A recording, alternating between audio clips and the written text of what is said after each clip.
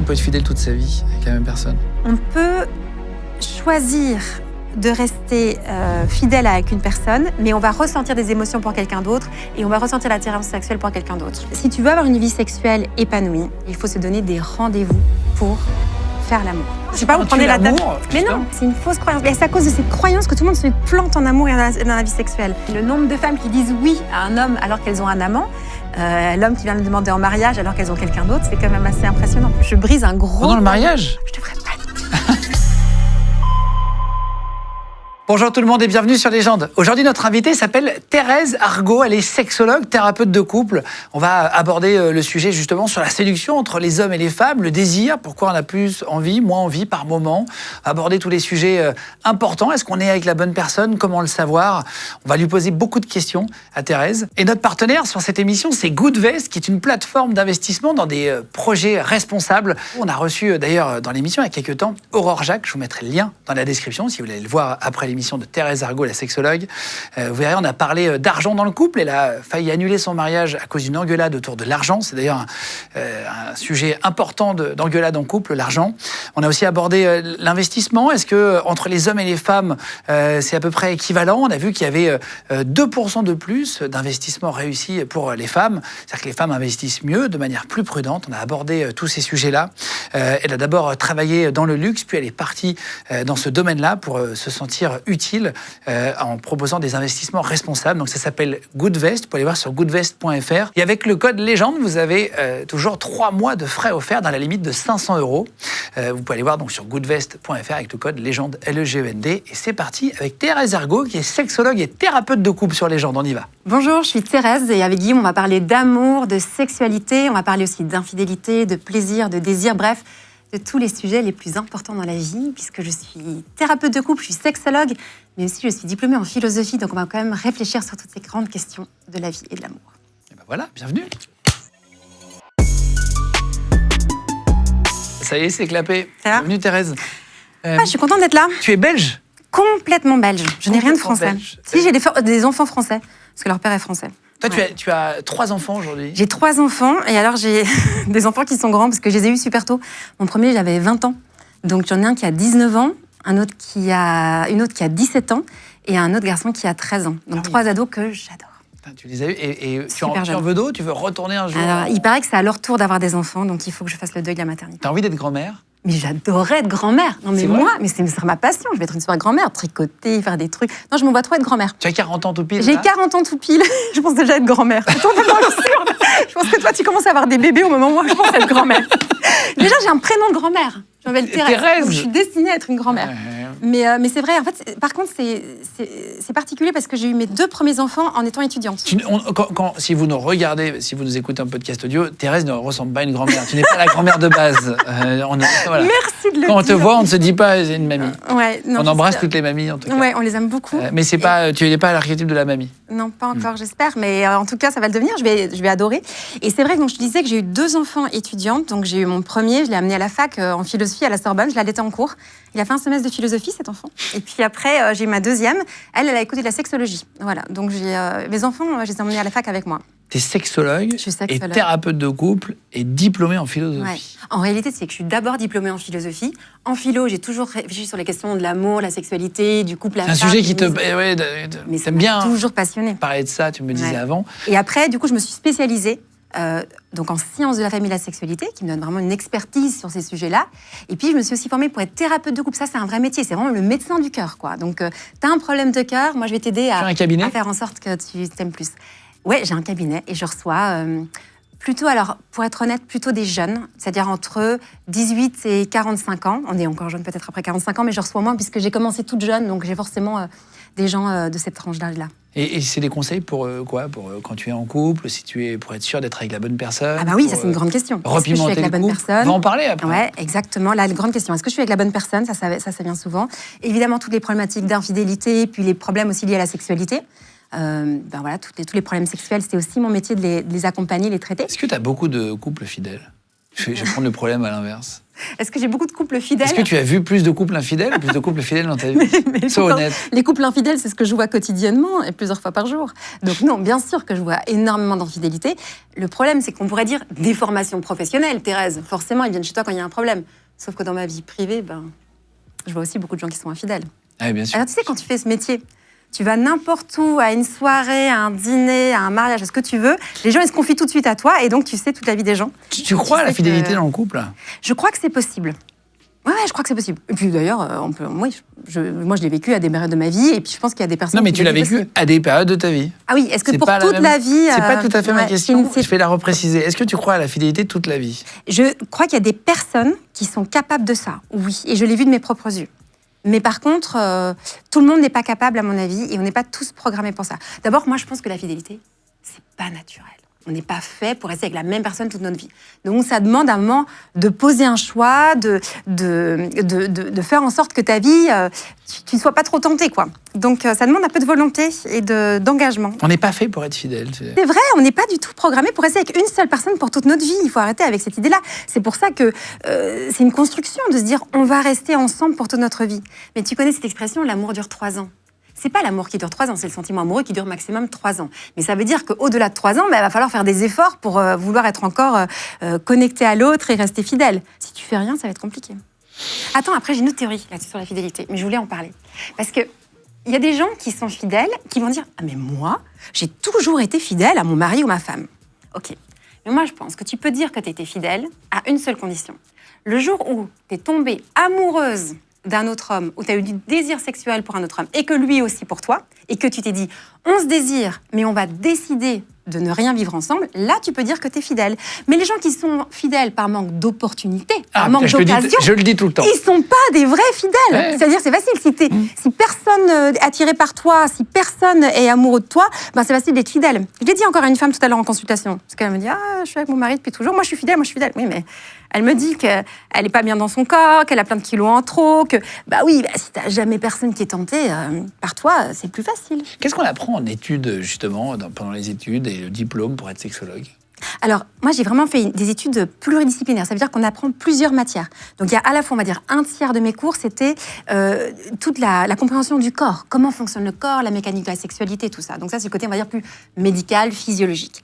Et un autre tiers, c'est tout l'aspect psychologique. Il faut savoir que la sexualité, c'est hyper psychologique. La sexualité des hommes est hyper psychologique, par exemple. Donc, Les femmes aussi, non? Mais les femmes aussi, mais ça, tout le monde le sait dans l'inconscient collectif. Mais les hommes, c'est hyper psycho, les hommes. C'est qu'ils ont la moindre émotion un peu désagréable, plus rien ne fonctionne. Et l'autre tiers, c'est les sciences humaines, donc comme l'histoire de la famille, la sexualité, la sociologie, la philosophie. Et donc, ça donne une approche un peu globale de ces sujets. C'est pour ça que je trouve ça intéressant. Non, mais on va aborder tous ces sujets-là, c'est hyper intéressant. Juste pour comprendre ton parcours en 2 questions, mais tu es parti aux États-Unis, pratiquer aux États-Unis, parce que tu as suivi ton ex-mari, si je ne dis pas de bêtises, à New York. Exactement. Tu as fait le même métier là-bas? Et j'ai fait le même métier. Alors, je suis arrivée à New York, je suis toute jeune, je dois avoir 24, 25 ans par là. Là, j'ai 2 enfants à ce moment-là. J'en fais un 3e, donc du coup, j'ai un petit Américain en plus.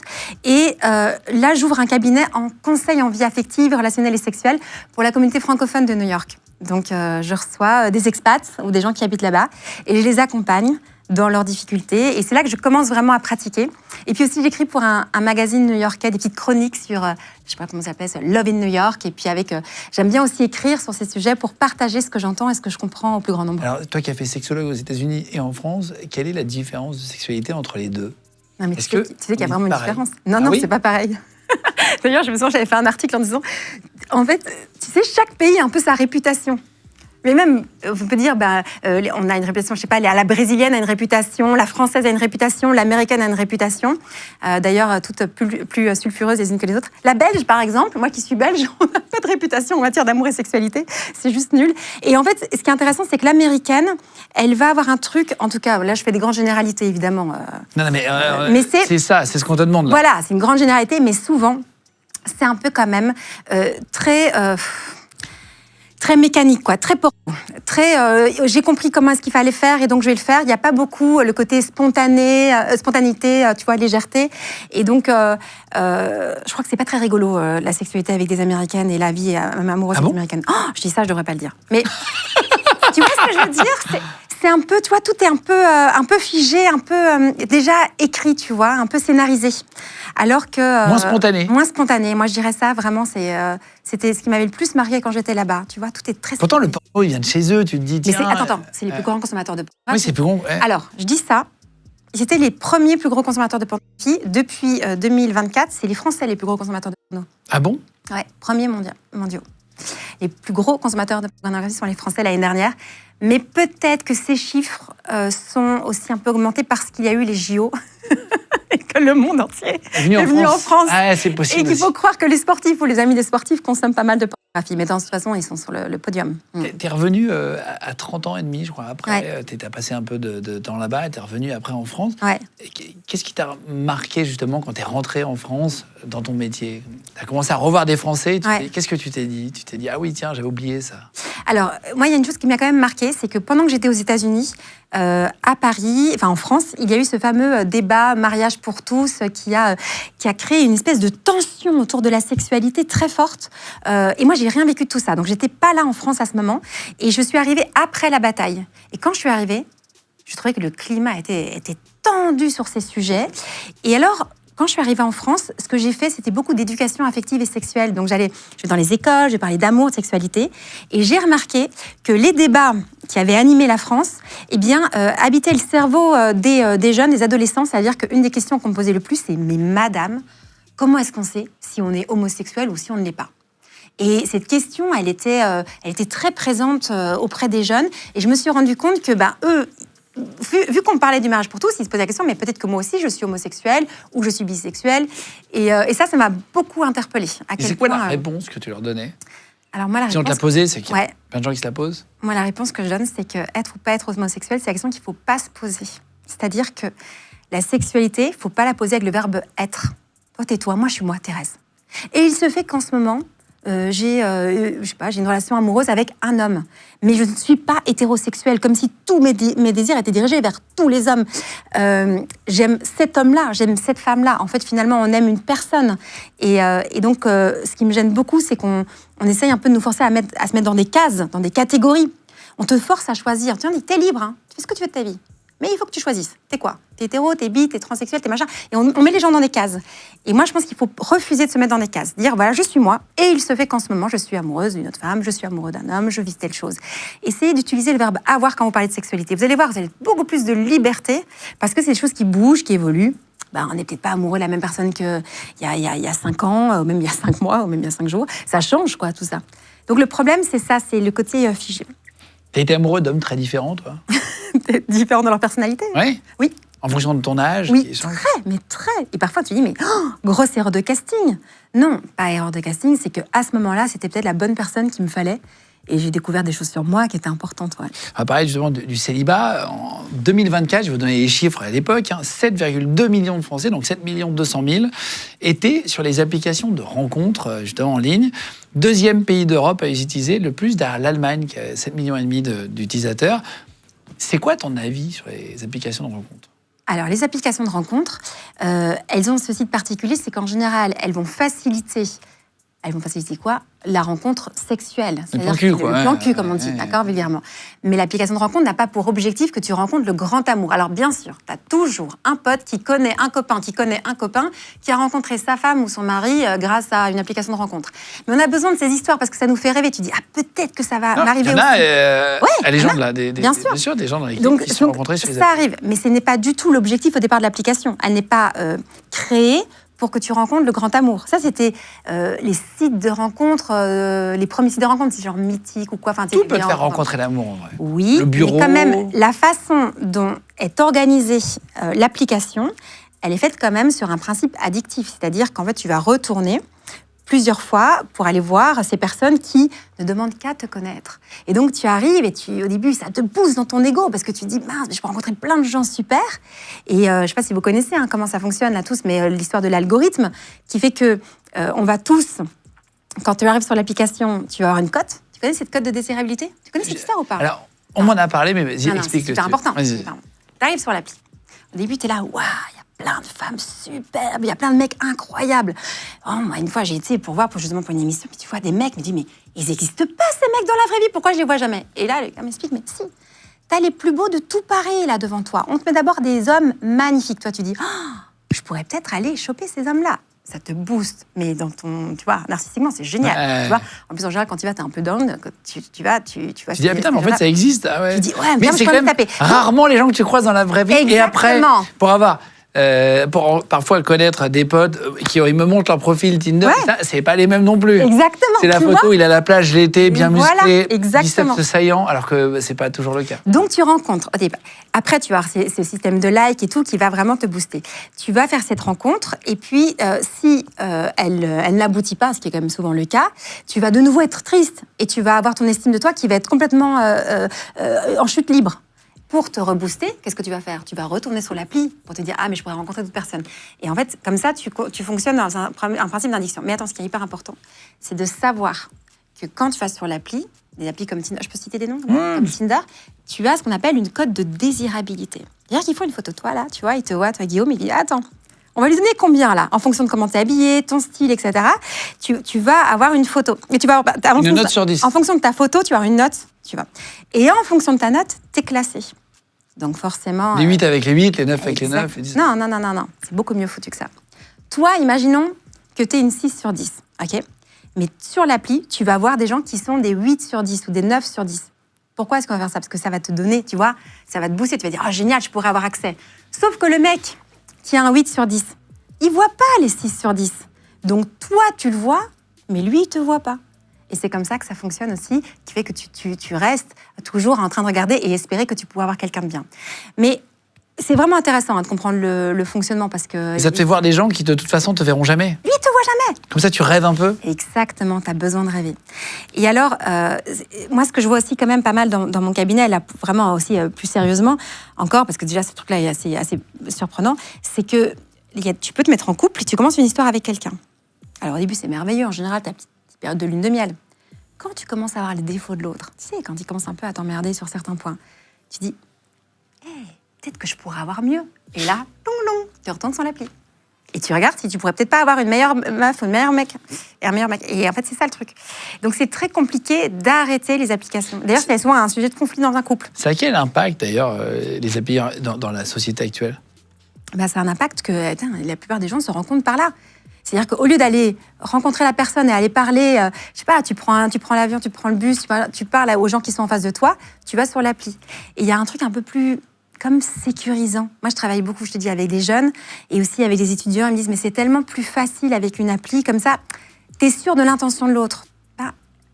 On va pas se mentir, il y a Mytho qui est passé par là. Il y a beaucoup de jeunes qui sont pas très à l'aise avec la question de la séduction et de la drague en ne voulant pas manquer de respect. D'abord, ça part d'une très belle intention. Mais donc, pour éviter d'avoir on n'ose plus draguer, en fait. On n'ose plus draguer, c'est ça le truc. On n'ose plus draguer. Qu'est-ce que t'en penses, moi, je trouve ça super dommage. Ah ouais. Attends, c'est super dommage qu'on n'ose plus draguer. Moi, je trouve que c'est hyper dommage. La rencontre authentique, tu rencontres la personne, tu la regardes dans les yeux, tu vois ce qui se passe et tout. C'est extraordinaire. Et alors, le problème, c'est qu'avec l'appli, et cette manière un peu virtuelle, on va dire, de rencontrer les gens, c'est que ça va laisser beaucoup de place à l'imaginaire. Et l'imaginaire, c'est un problème en amour. Quand tu vas trop imaginer, trop fantasmer la personne, tu vas la voir en vrai. Tu as un gap, une déception entre l'image que tu t'es faite de lui ou d'elle et la réalité. Et cette déception fait que tu peux après abandonner l'affaire. Ce qui est important dans une relation d'amour qui va durer, c'est que tu aimes qui est l'autre en face de toi. C'est une rencontre authentique qui va te permettre d'avoir un amour authentique et pas un amour imaginaire. Pareil du sujet important dans la sexologie, l'amour et le sexe. Ouais. Pour 71% des Français, le sexe est important pour être heureux en amour. C'est IFOP 2024, pareil. Ça t'étonne, 71% des Français? Ce qui m'étonne, c'est qu'il y a quand même presque 30% qui disent que non. C'est pas grave, le sexe. Ils disent que c'est pas grave, ouais. Et ils sont de plus en plus nombreux. Tu vois des couples parfois qui n'ont pas de relation sexuelle et ça leur convient? Ah, mais plein. Alors, est-ce que ça leur convient? Tu pousses un peu les choses. Je ne sais pas si ça convient sur du temps long. Parce que alors après, il y a plein de... Comment dire, c'est... Ils vont chercher ailleurs, quoi. Ils vont chercher ailleurs. Tu vois, ils vont dire, ah, nous, on peut très bien se passer de sexe, c'est pas de problème. Et puis, tu as le mec qui regarde du porno 3 fois par jour. Si ça va. Mais au moins, soyons clairs, quoi. Voilà. Donc, je trouve qu'il y a beaucoup d'hypocrisie par rapport à ce sujet. Est-ce qu'il faut des sentiments pour faire l'amour? Non, je crois pas. Pour faire l'amour, oui, parce que du coup, il y a une connexion émotionnelle dans l'amour. Mais pour avoir un rapport sexuel et qui soit agréable, qui soit bon, pas spécialement. Non, de toute façon, les sentiments, on pas a spécialement. toujours. Et quand tu dis sentiments, tu veux dire des sentiments amoureux, d'attachement. Il y a une théorie qui dit que souvent les hommes passent d'abord par le sexe et après il y a des sentiments. Et que les femmes, elles ont besoin d'avoir un engagement, une connexion émotionnelle avant d'aller à une connexion sexuelle. Moi, je ne suis pas tout à fait d'accord avec ça. Je trouve que c'est très caricaturé, très stéréotypé. Mais statistiquement parlant, c'est vrai. Beaucoup de femmes ont besoin d'avoir une connexion émotionnelle avant d'avoir une connexion sexuelle. Mais je pense qu'on peut très bien ne pas... Est-ce qu'on peut être amoureux de quelqu'un, s'aimer en couple, être heureux en couple, mais ne pas du tout être attiré sexuellement par l'autre? Oui, c'est possible. Et c'est le drame de beaucoup. On s'aime, on est bien ensemble, mais on ne se désire pas sexuellement. Mais bien sûr. Et est-ce qu'il y a un truc à faire? Mais oui, parce qu'en fait, il faut comprendre une chose. Je voudrais vraiment que tout le monde comprenne. Quand tu es en couple, le couple, il vient apporter une forme de sécurité, de stabilité. Et on a besoin parfois de sécurité, de stabilité. Mais ça vient annuler la logique du désir sexuel. Couple et sexualité ne vont pas ensemble. Il faut le comprendre une bonne fois pour toutes.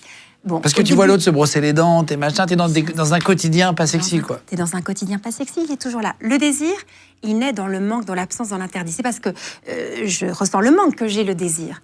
Le désir, il naît aussi dans la transgression. C'est parce que c'est interdit qu'on a aussi du désir. Le désir, il faut aussi avoir un peu de distance, de voir l'autre en dehors de son rôle de mari et de père pour le désirer. Il faut le voir comme en tant qu'homme ou en tant que femme, tu vois, indépendamment de ces rôles-là.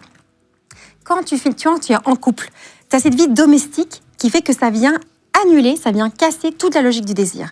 Donc c'est assez désespérant cette affaire. On peut dire que les deux sont incompatibles.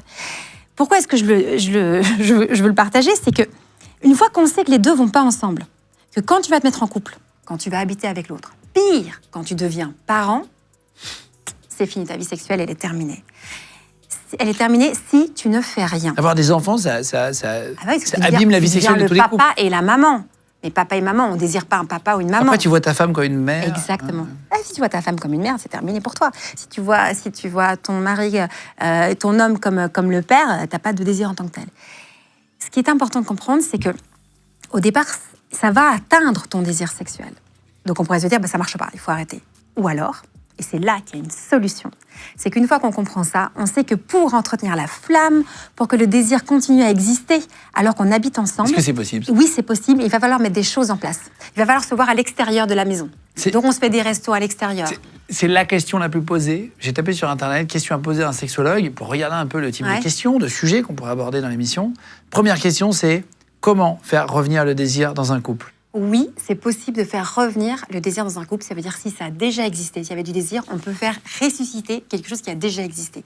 On peut souffler sur les braises pour que le feu reprenne, c'est possible. Non mais ça, c'est une belle phrase à l'antenne. Ce qui n'est pas possible, je vais te le dire, c'est si tu me dis que depuis le début, t'as pas vraiment de désir sexuel pour ta femme, depuis le début, c'est compliqué. Le feu n'a jamais vraiment pris. Et là, les gens qui changent physiquement. Là, franchement, c'est compliqué. Tu vois, tu me parlais avant, tu dis, tiens, moi j'ai des copains, c'est le cas, je ne citerai pas, mais j'ai des copains, tiens, leur femme ou des copines, leur mec a changé un peu physiquement, il leur plaît ou elle leur plaît un peu moins. Comment tu continues d'avoir une attirance sexuelle et d'avoir envie et d'avoir un rythme? Ce qui est important, c'est de se voir, je dis, en dehors de ces rôles de c'est mon copain, c'est ma copine, c'est ma femme, c'est mon homme. C'est-à-dire de se voir comme... En fait, comme là, on se rencontre tous les deux, on se rencontre dans un contexte qui n'est pas celui d'un contexte de couple. Et là, tu peux, du coup, raviver le désir.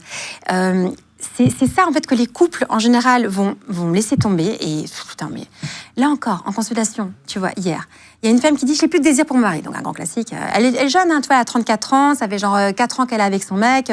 Et ils ont un bébé qui a 3 ans. Okay. Et je lui dis « Mais c'était quand la dernière fois que vous avez passé du temps juste tous les deux ?» Elle me regarde. Elle réfléchit, elle dit depuis que la petite est arrivée, plus jamais.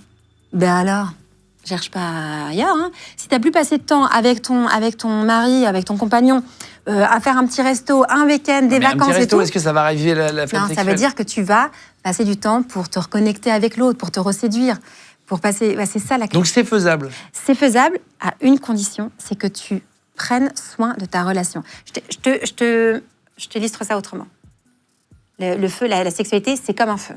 Ok, le feu, il peut partir comme ça en un coup. Parfois, il faut un peu souffler sur les braises pour que le feu parte. Ok, bon. Une fois que le feu est parti, on sait tous ces personnes qui savent faire un feu, que si tu veux que le feu continue à avoir des belles flammes, qu'il soit, tu vois, qu'il apporte une bonne chaleur, il faut mettre des bûches dans le feu, il faut nourrir ce feu et il faut le surveiller. Si tu mets pas de bûches dans le feu, il s'éteint. Et le problème de la totalité des couples quasi, c'est qu'ils mettent pas de bûches dans le feu. ils arrêtent de nourrir leur relation. Ils sont là-bas, c'est bon, on est ensemble, on fait plus rien. On fait plus d'efforts, on passe plus de temps ensemble, on va plus faire des petits week-ends, on va plus faire des petites sorties, on fait plus attention à s'apprêter. Et ben voilà, ça s'éteint. Alors, est-ce que les cordonniers sont les plus mal chaussés? Parce que c'est intéressant à savoir. Est-ce que tu as réussi, toi, à raviver la flamme avec un de tes ex-maris? Alors moi, je n'ai jamais eu de ma vie de problème sexuel. C'est-à-dire de désir sexuel et tout. Pourtant, je suis restée longtemps dans mes couples, parce que bon, j'ai une vie un peu particulière. Je me suis mariée la première fois à 19 ans. Et donc, je suis restée 13 ans avec le même homme, avec qui j'ai eu 3 enfants. Et puis après, je me suis mariée et je suis restée 7 ans avec l'autre homme. Donc, j'ai quand même des longues relations. Ouais, des longues relations. Et aucun problème à ce niveau-là. 20 aucun. ans de relation, ça Ouais, commence à et aucun. C'était pas du tout le sujet avec eux. La sexualité, absolument pas. Par contre, le vrai sujet, c'était plutôt le choix du partenaire, ce qu'on allait construire ensemble, etc. Donc, plus on va dire, de fond. Mais pas du tout ça. C'est vrai que j'y crois beaucoup. J'y crois beaucoup à ce que je raconte, parce que je l'ai vécu, je sais que c'est possible. Non, mais c'est important mais par de contre, savoir il faut mettre pourquoi. des choses en place. On faisait plein de trucs, hein, tu vois.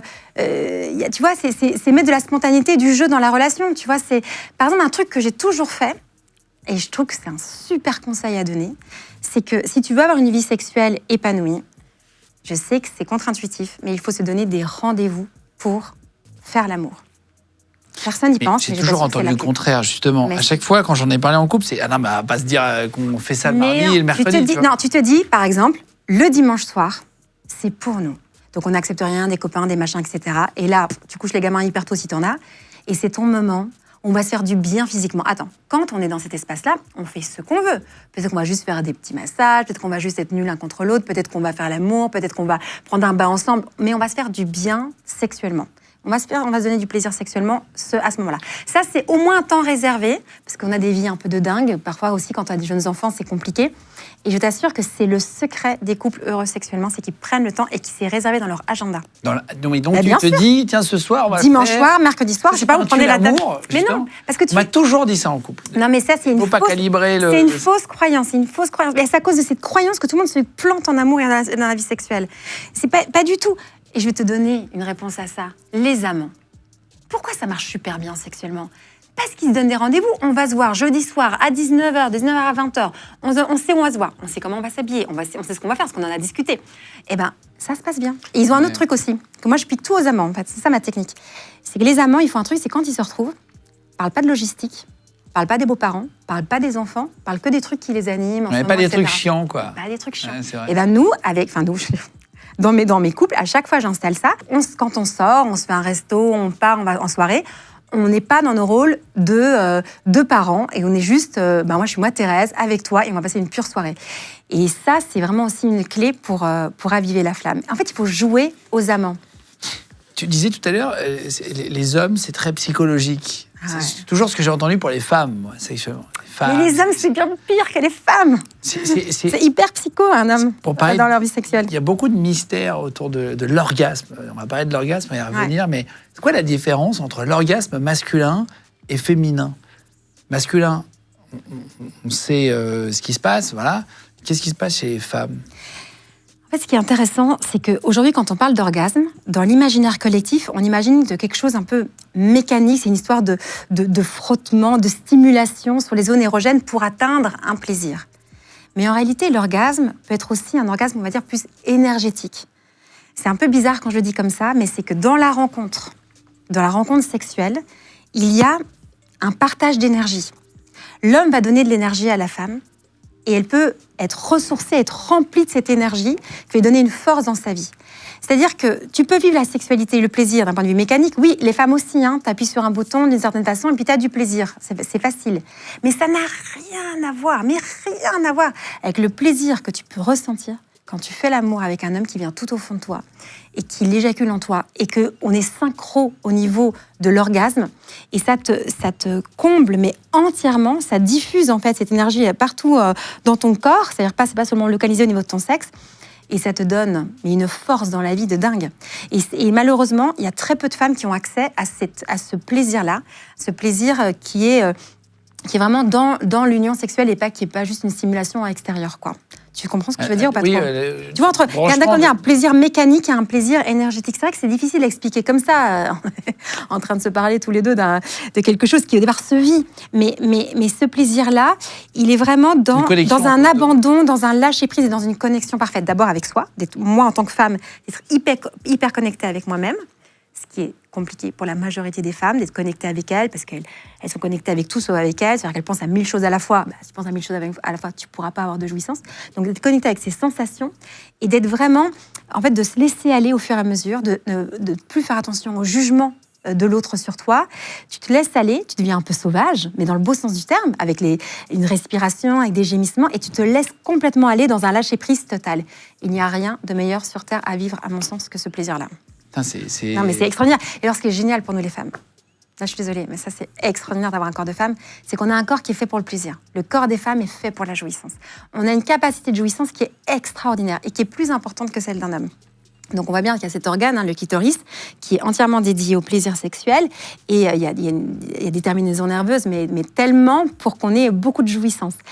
Et ce plaisir-là des femmes, en fait, il peut être à la fois intérieur et extérieur, et il peut être vraiment très, très, très puissant. Ce qui est particulier, c'est qu'alors que le corps des femmes est fait pour la jouissance, très peu de femmes y ont accès. Et ça, c'est quand même grand scandale. Je t'ai entendu, tu disais, les femmes prennent de moins en moins de plaisir sexuel même. Ben oui, elles ont vraiment...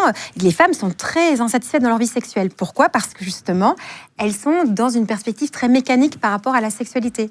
Très issue des codes, justement, encore du porno, qu'il faut faire telle pratique. Elles ne sont pas dans ce plaisir qu'on va dire énergétique, dans la rencontre, dans la connexion, dans le lâcher-prise, dans vraiment, je suis hyper concentrée à ce qui se passe maintenant, ici et maintenant.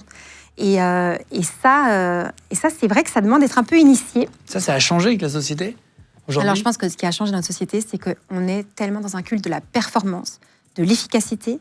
On s'accorde peu de temps. Il faut que ce soit très vite, très intense. Et pour arriver à cet orgasme-là dont je te parle, c'est qu'il faut prendre le temps. Prendre le temps. Juste, on pourrait s'arrêter à prendre le temps. Qui prend le temps aujourd'hui pour son couple, pour sa relation, pour faire l'amour ? Prendre le temps de faire un truc qui sert au départ à rien. Faire l'amour, ça sert à rien d'autre que d'avoir du plaisir et d'être connecté. Mais je veux dire par là, c'est qu'on n'est pas dans la productivité.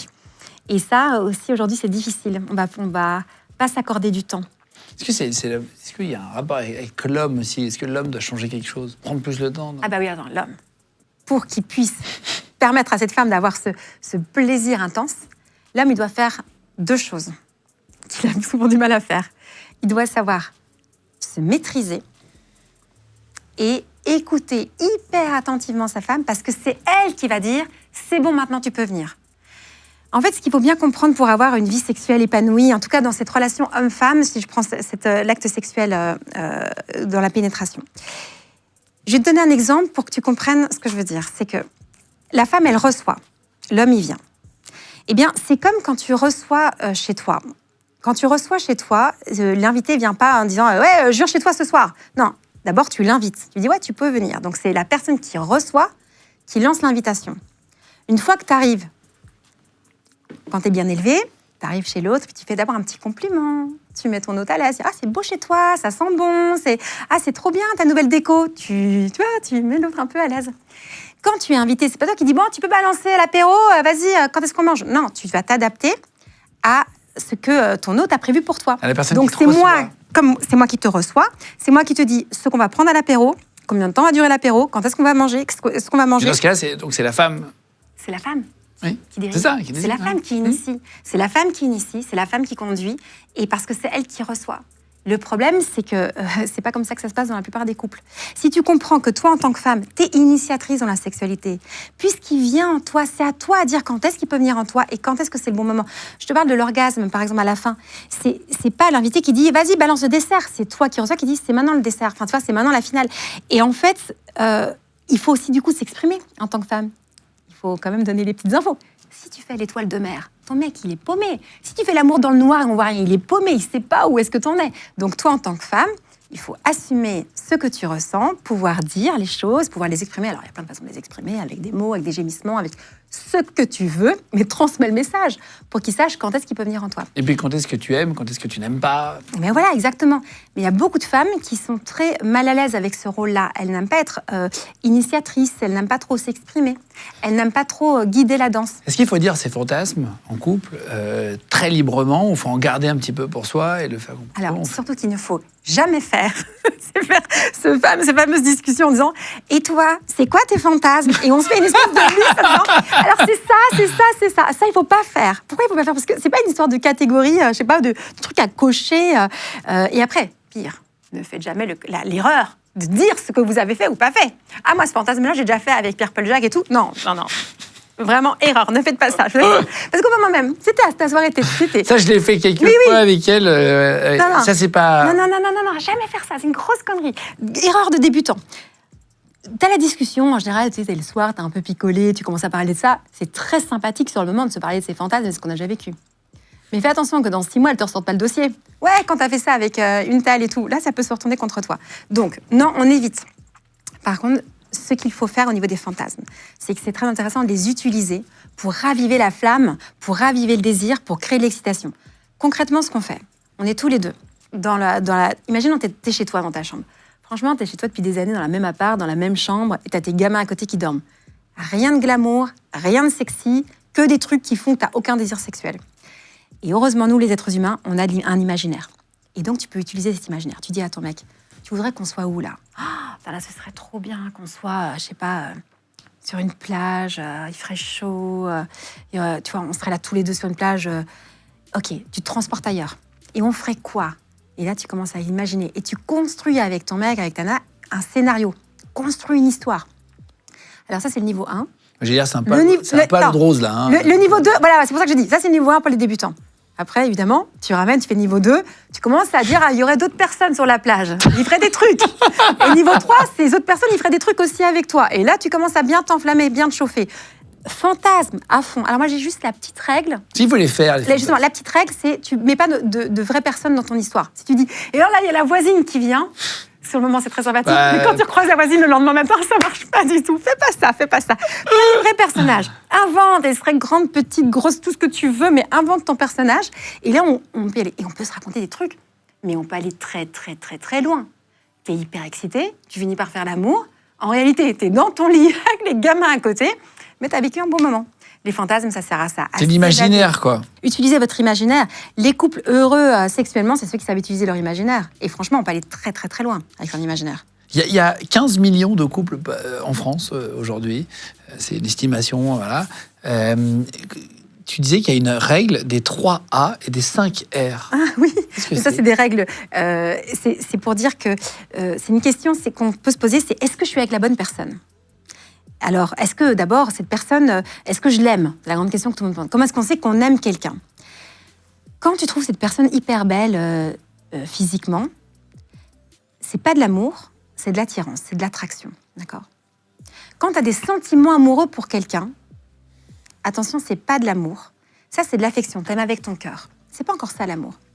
Quand tu trouves la personne formidable pour ce qu'elle fait, pour sa personnalité, etc., c'est pas de l'amour, c'est de l'admiration. L'amour, c'est quand tu as les 3 A.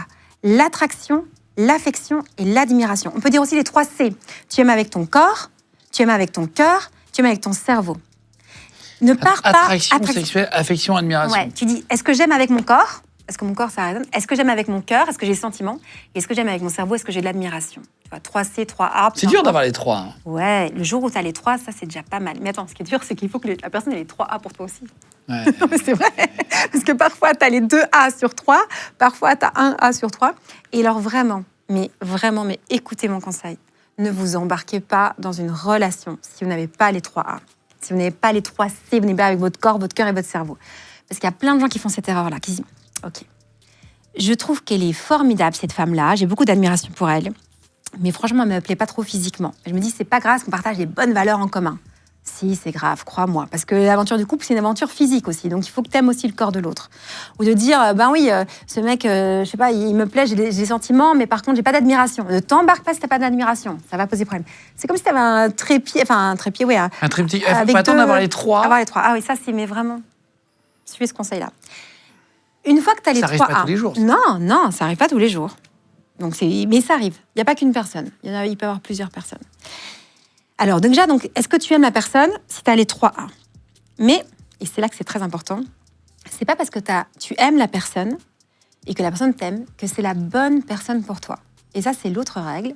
Alors, je donne ça, c'est un moyen mémotechnique. C'est la règle des 5 R. La bonne personne pour toi, c'est une personne qui te rassure, qui te respecte, qui te fait rire, qui te fait rêver et qui te fait rayonner. Tu comprends, rayonner, ça veut dire vraiment qui te permet de développer tes qualités au lieu de t'éteindre. C'est le contraire de quelqu'un qui te fane. Et pose-toi la question, est-ce que cette personne, elle est bonne pour moi. Tu peux aussi te poser la question, est-ce que je suis aussi la bonne personne pour l'autre? Est-ce que je rassure l'autre? Est-ce que je respecte l'autre? Est-ce que je fais rire l'autre? Est-ce que je fais rêver l'autre? Et est-ce que je la fais rayonner ou je le fais rayonner? Parfois, tu aimes quelqu'un et tu as les 5 R. Magnifique. La relation, elle va être belle et elle va être saine. Parfois, tu aimes la personne, tu as les 3 A, mais tu n'as pas les 5 R. Genre, l'autre ne te respecte pas ou ne te rassure pas. Ça marche pas, il faut s'arrêter.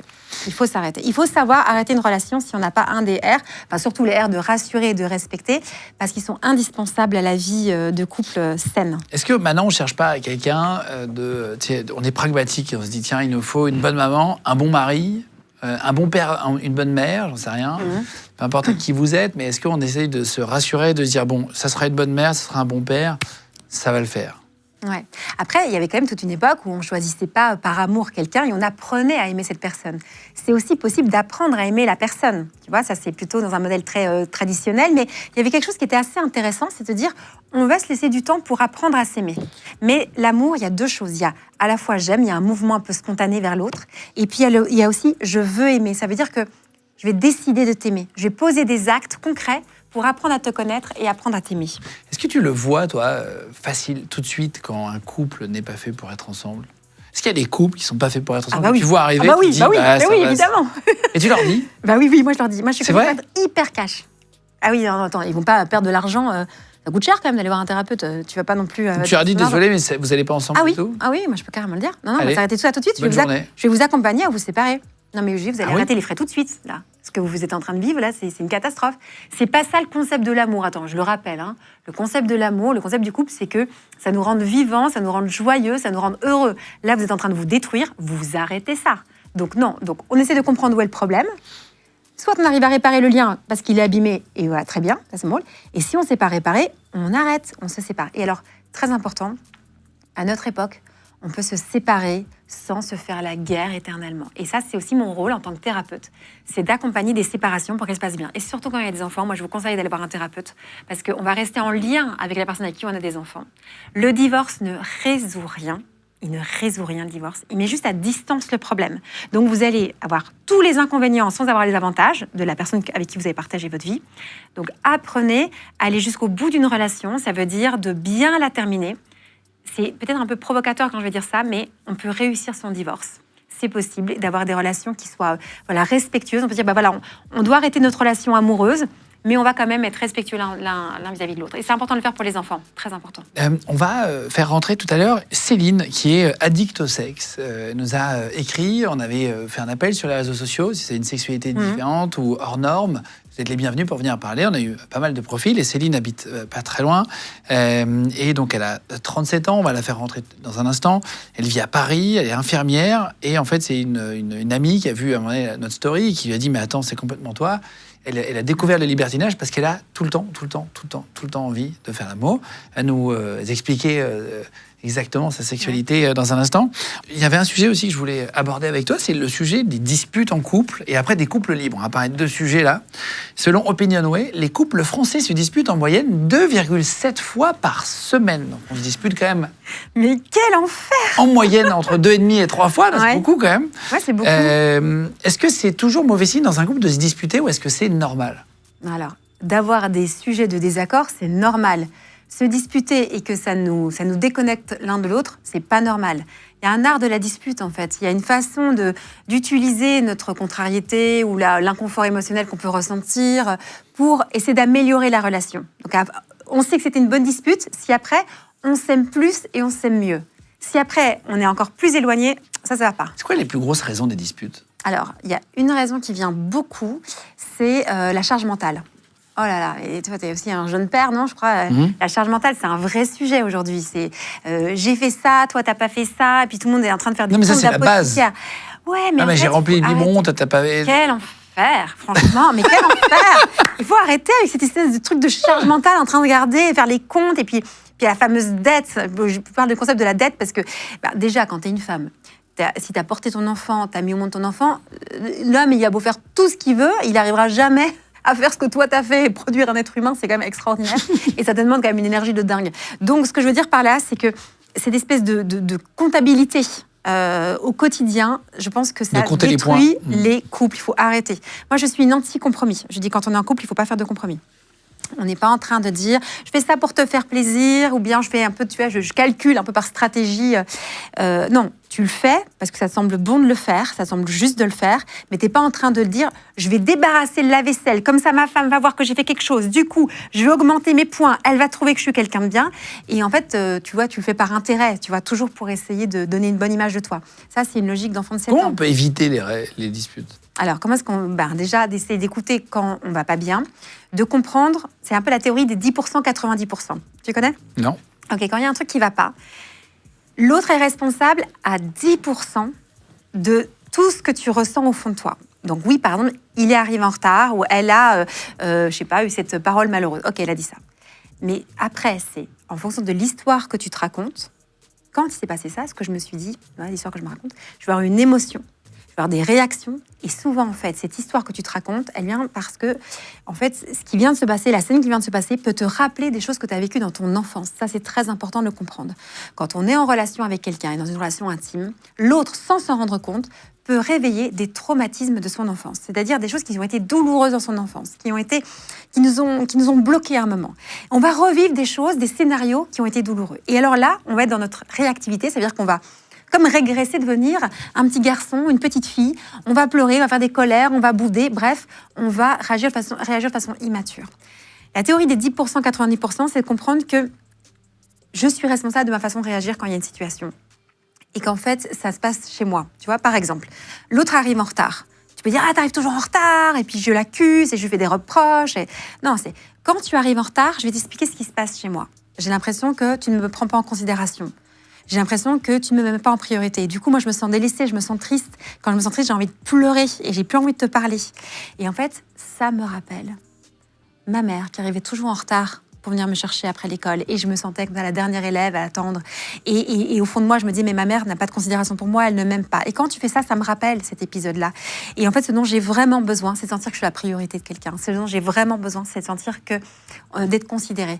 Et après, tu reviens en disant, mais voilà, c'est ça que je veux vivre dans ma relation avec toi. Et qu'est-ce qu'on peut faire pour arriver à mieux la vivre? Donc, ce qui est important, c'est de comprendre que l'autre, par ses agissements, peut réveiller des choses douloureuses de notre histoire. Et c'est la raison pour laquelle, parfois, on peut vraiment réagir de façon très, très puissante. Ouais, C'est vraiment un petit travail d'introspection et de mettre de la conscience dans notre relation. Je voulais qu'on parle rapidement, mais tu l'as dit tout à l'heure, l'amour dure 3 ans. Est-ce qu'on peut faire durer cet amour? Est-ce que c'est réel? Ouais, c'est pas l'amour qui dure 3 ans, c'est le sentiment amoureux qui dure maximum 3 ans. Après, ça s'arrête. En fait, on va passer par différentes phases. Il y a la période romantique. Tu sais, la période romantique, c'est quand vraiment t'es trop bien avec l'autre. Tu commences une phrase, il la termine. On est d'accord sur tout, on a les mêmes envies. On est dans une sorte d'harmonie totale et on est tellement bien là-dedans. Et à un moment, ça s'arrête. C'est la phase, en fait, d'illusion. Hein. On s'imagine plein de choses. Et puis, à un moment, on est dans la désillusion parce qu'on se rend compte que l'autre a des limites, l'autre a des fragilités, l'autre a des défauts. Et là, on se rend compte qu'on a aussi des désaccords. Et c'est là qu'on rentre dans la phase qu'on peut appeler la lutte de pouvoir. Qui a raison, qui a tort? Et on va commencer à avoir les premiers conflits. Cette phase-là, elle a 2 possibilités. Il y a deux façons de sortir de cette phase-là. Soit tu arrêtes la relation parce que tu as trop de conflits. Soit tu vas mettre de la conscience dans ta relation. Ça veut dire que tu vas essayer de comprendre pourquoi est-ce que je surréagis dans ces instants-là. Et donc, tu vas mettre de l'intelligence. Et si tu arrives à mettre de l'intelligence, alors tu peux rentrer dans un amour où tu vas construire ta relation. On va discuter, on va s'améliorer ensemble, on va mieux se connaître pour mieux fonctionner ensemble.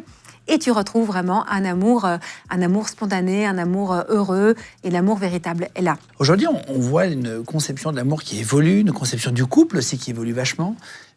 Donc le couple libre, j'ai l'impression qu'on entend vachement plus polyamour, couple libre, ouais. On va y revenir sur polyamour, ouais. Etc. Couple libre, c'est le fait d'être libre, d'aller voir ailleurs, comme son nom l'indique, une autre fille, un autre garçon, etc. Qu'est-ce que toi t'en penses? Est-ce que c'est tenable dans la durée, un couple libre? Et tu poses la très bonne question. Est-ce que c'est tenable dans la durée? Très difficilement. Au départ, on adore le concept. Hein. Vraiment, attends, on signe tous. Mais moi, la première, je suis en couple avec quelqu'un et on dit on fait ce qu'on veut, mais moi j'adore, je signe tout de suite. Mais est-ce que ça peut durer? C'est compliqué. Est-ce que l'autre va tomber amoureuse ou amoureux? Oui, tu peux tomber amoureux et surtout, tu n'es pas dans la construction d'une relation. En fait, l'engagement avec l'autre fait que tu dis tu es ma priorité, je vais mettre toute mon énergie pour créer la relation qu'on veut avoir ensemble. Là, tu disperses aussi ton énergie Et tu ne vas pas construire quelque chose avec l'autre sur du temps long. Et donc, je pense que ça, c'est vraiment une grande difficulté. Je pense que c'est une très belle idée, mais très difficilement réalisable. Même. Est-ce que tu as déjà vu des façons de concevoir le couple hyper improbables? Est-ce que tu as déjà eu des couples qui sont venus te voir un peu étonnants? Et moi, ce que je trouve le plus improbable, c'est les couples qui vivent en frères et sœurs. Ils sont ensemble, ils sont engagés ensemble, mais ils vivent comme des frères et sœurs. Pour moi, ça, c'est le plus improbable. Ça veut dire qu'en frères et sœurs, ça veut dire qu'il n'y a plus du tout la dimension érotique. Il n'y en a plus. Il n'y a plus de dimension amoureuse. Ils s'entendent bien, mais comme quand on vivait avec nos frères et sœurs à l'époque. Ça, pour moi, c'est la plus surprenante des façons de vivre sa relation. Parce que tu te prives du meilleur. C'est quand même aussi cette connexion amoureuse et sexuelle, charnelle. Et que c'est, je trouve, un peu comme une forme de régression, puisque tu reviens à ce que tu as connu quand tu étais enfant.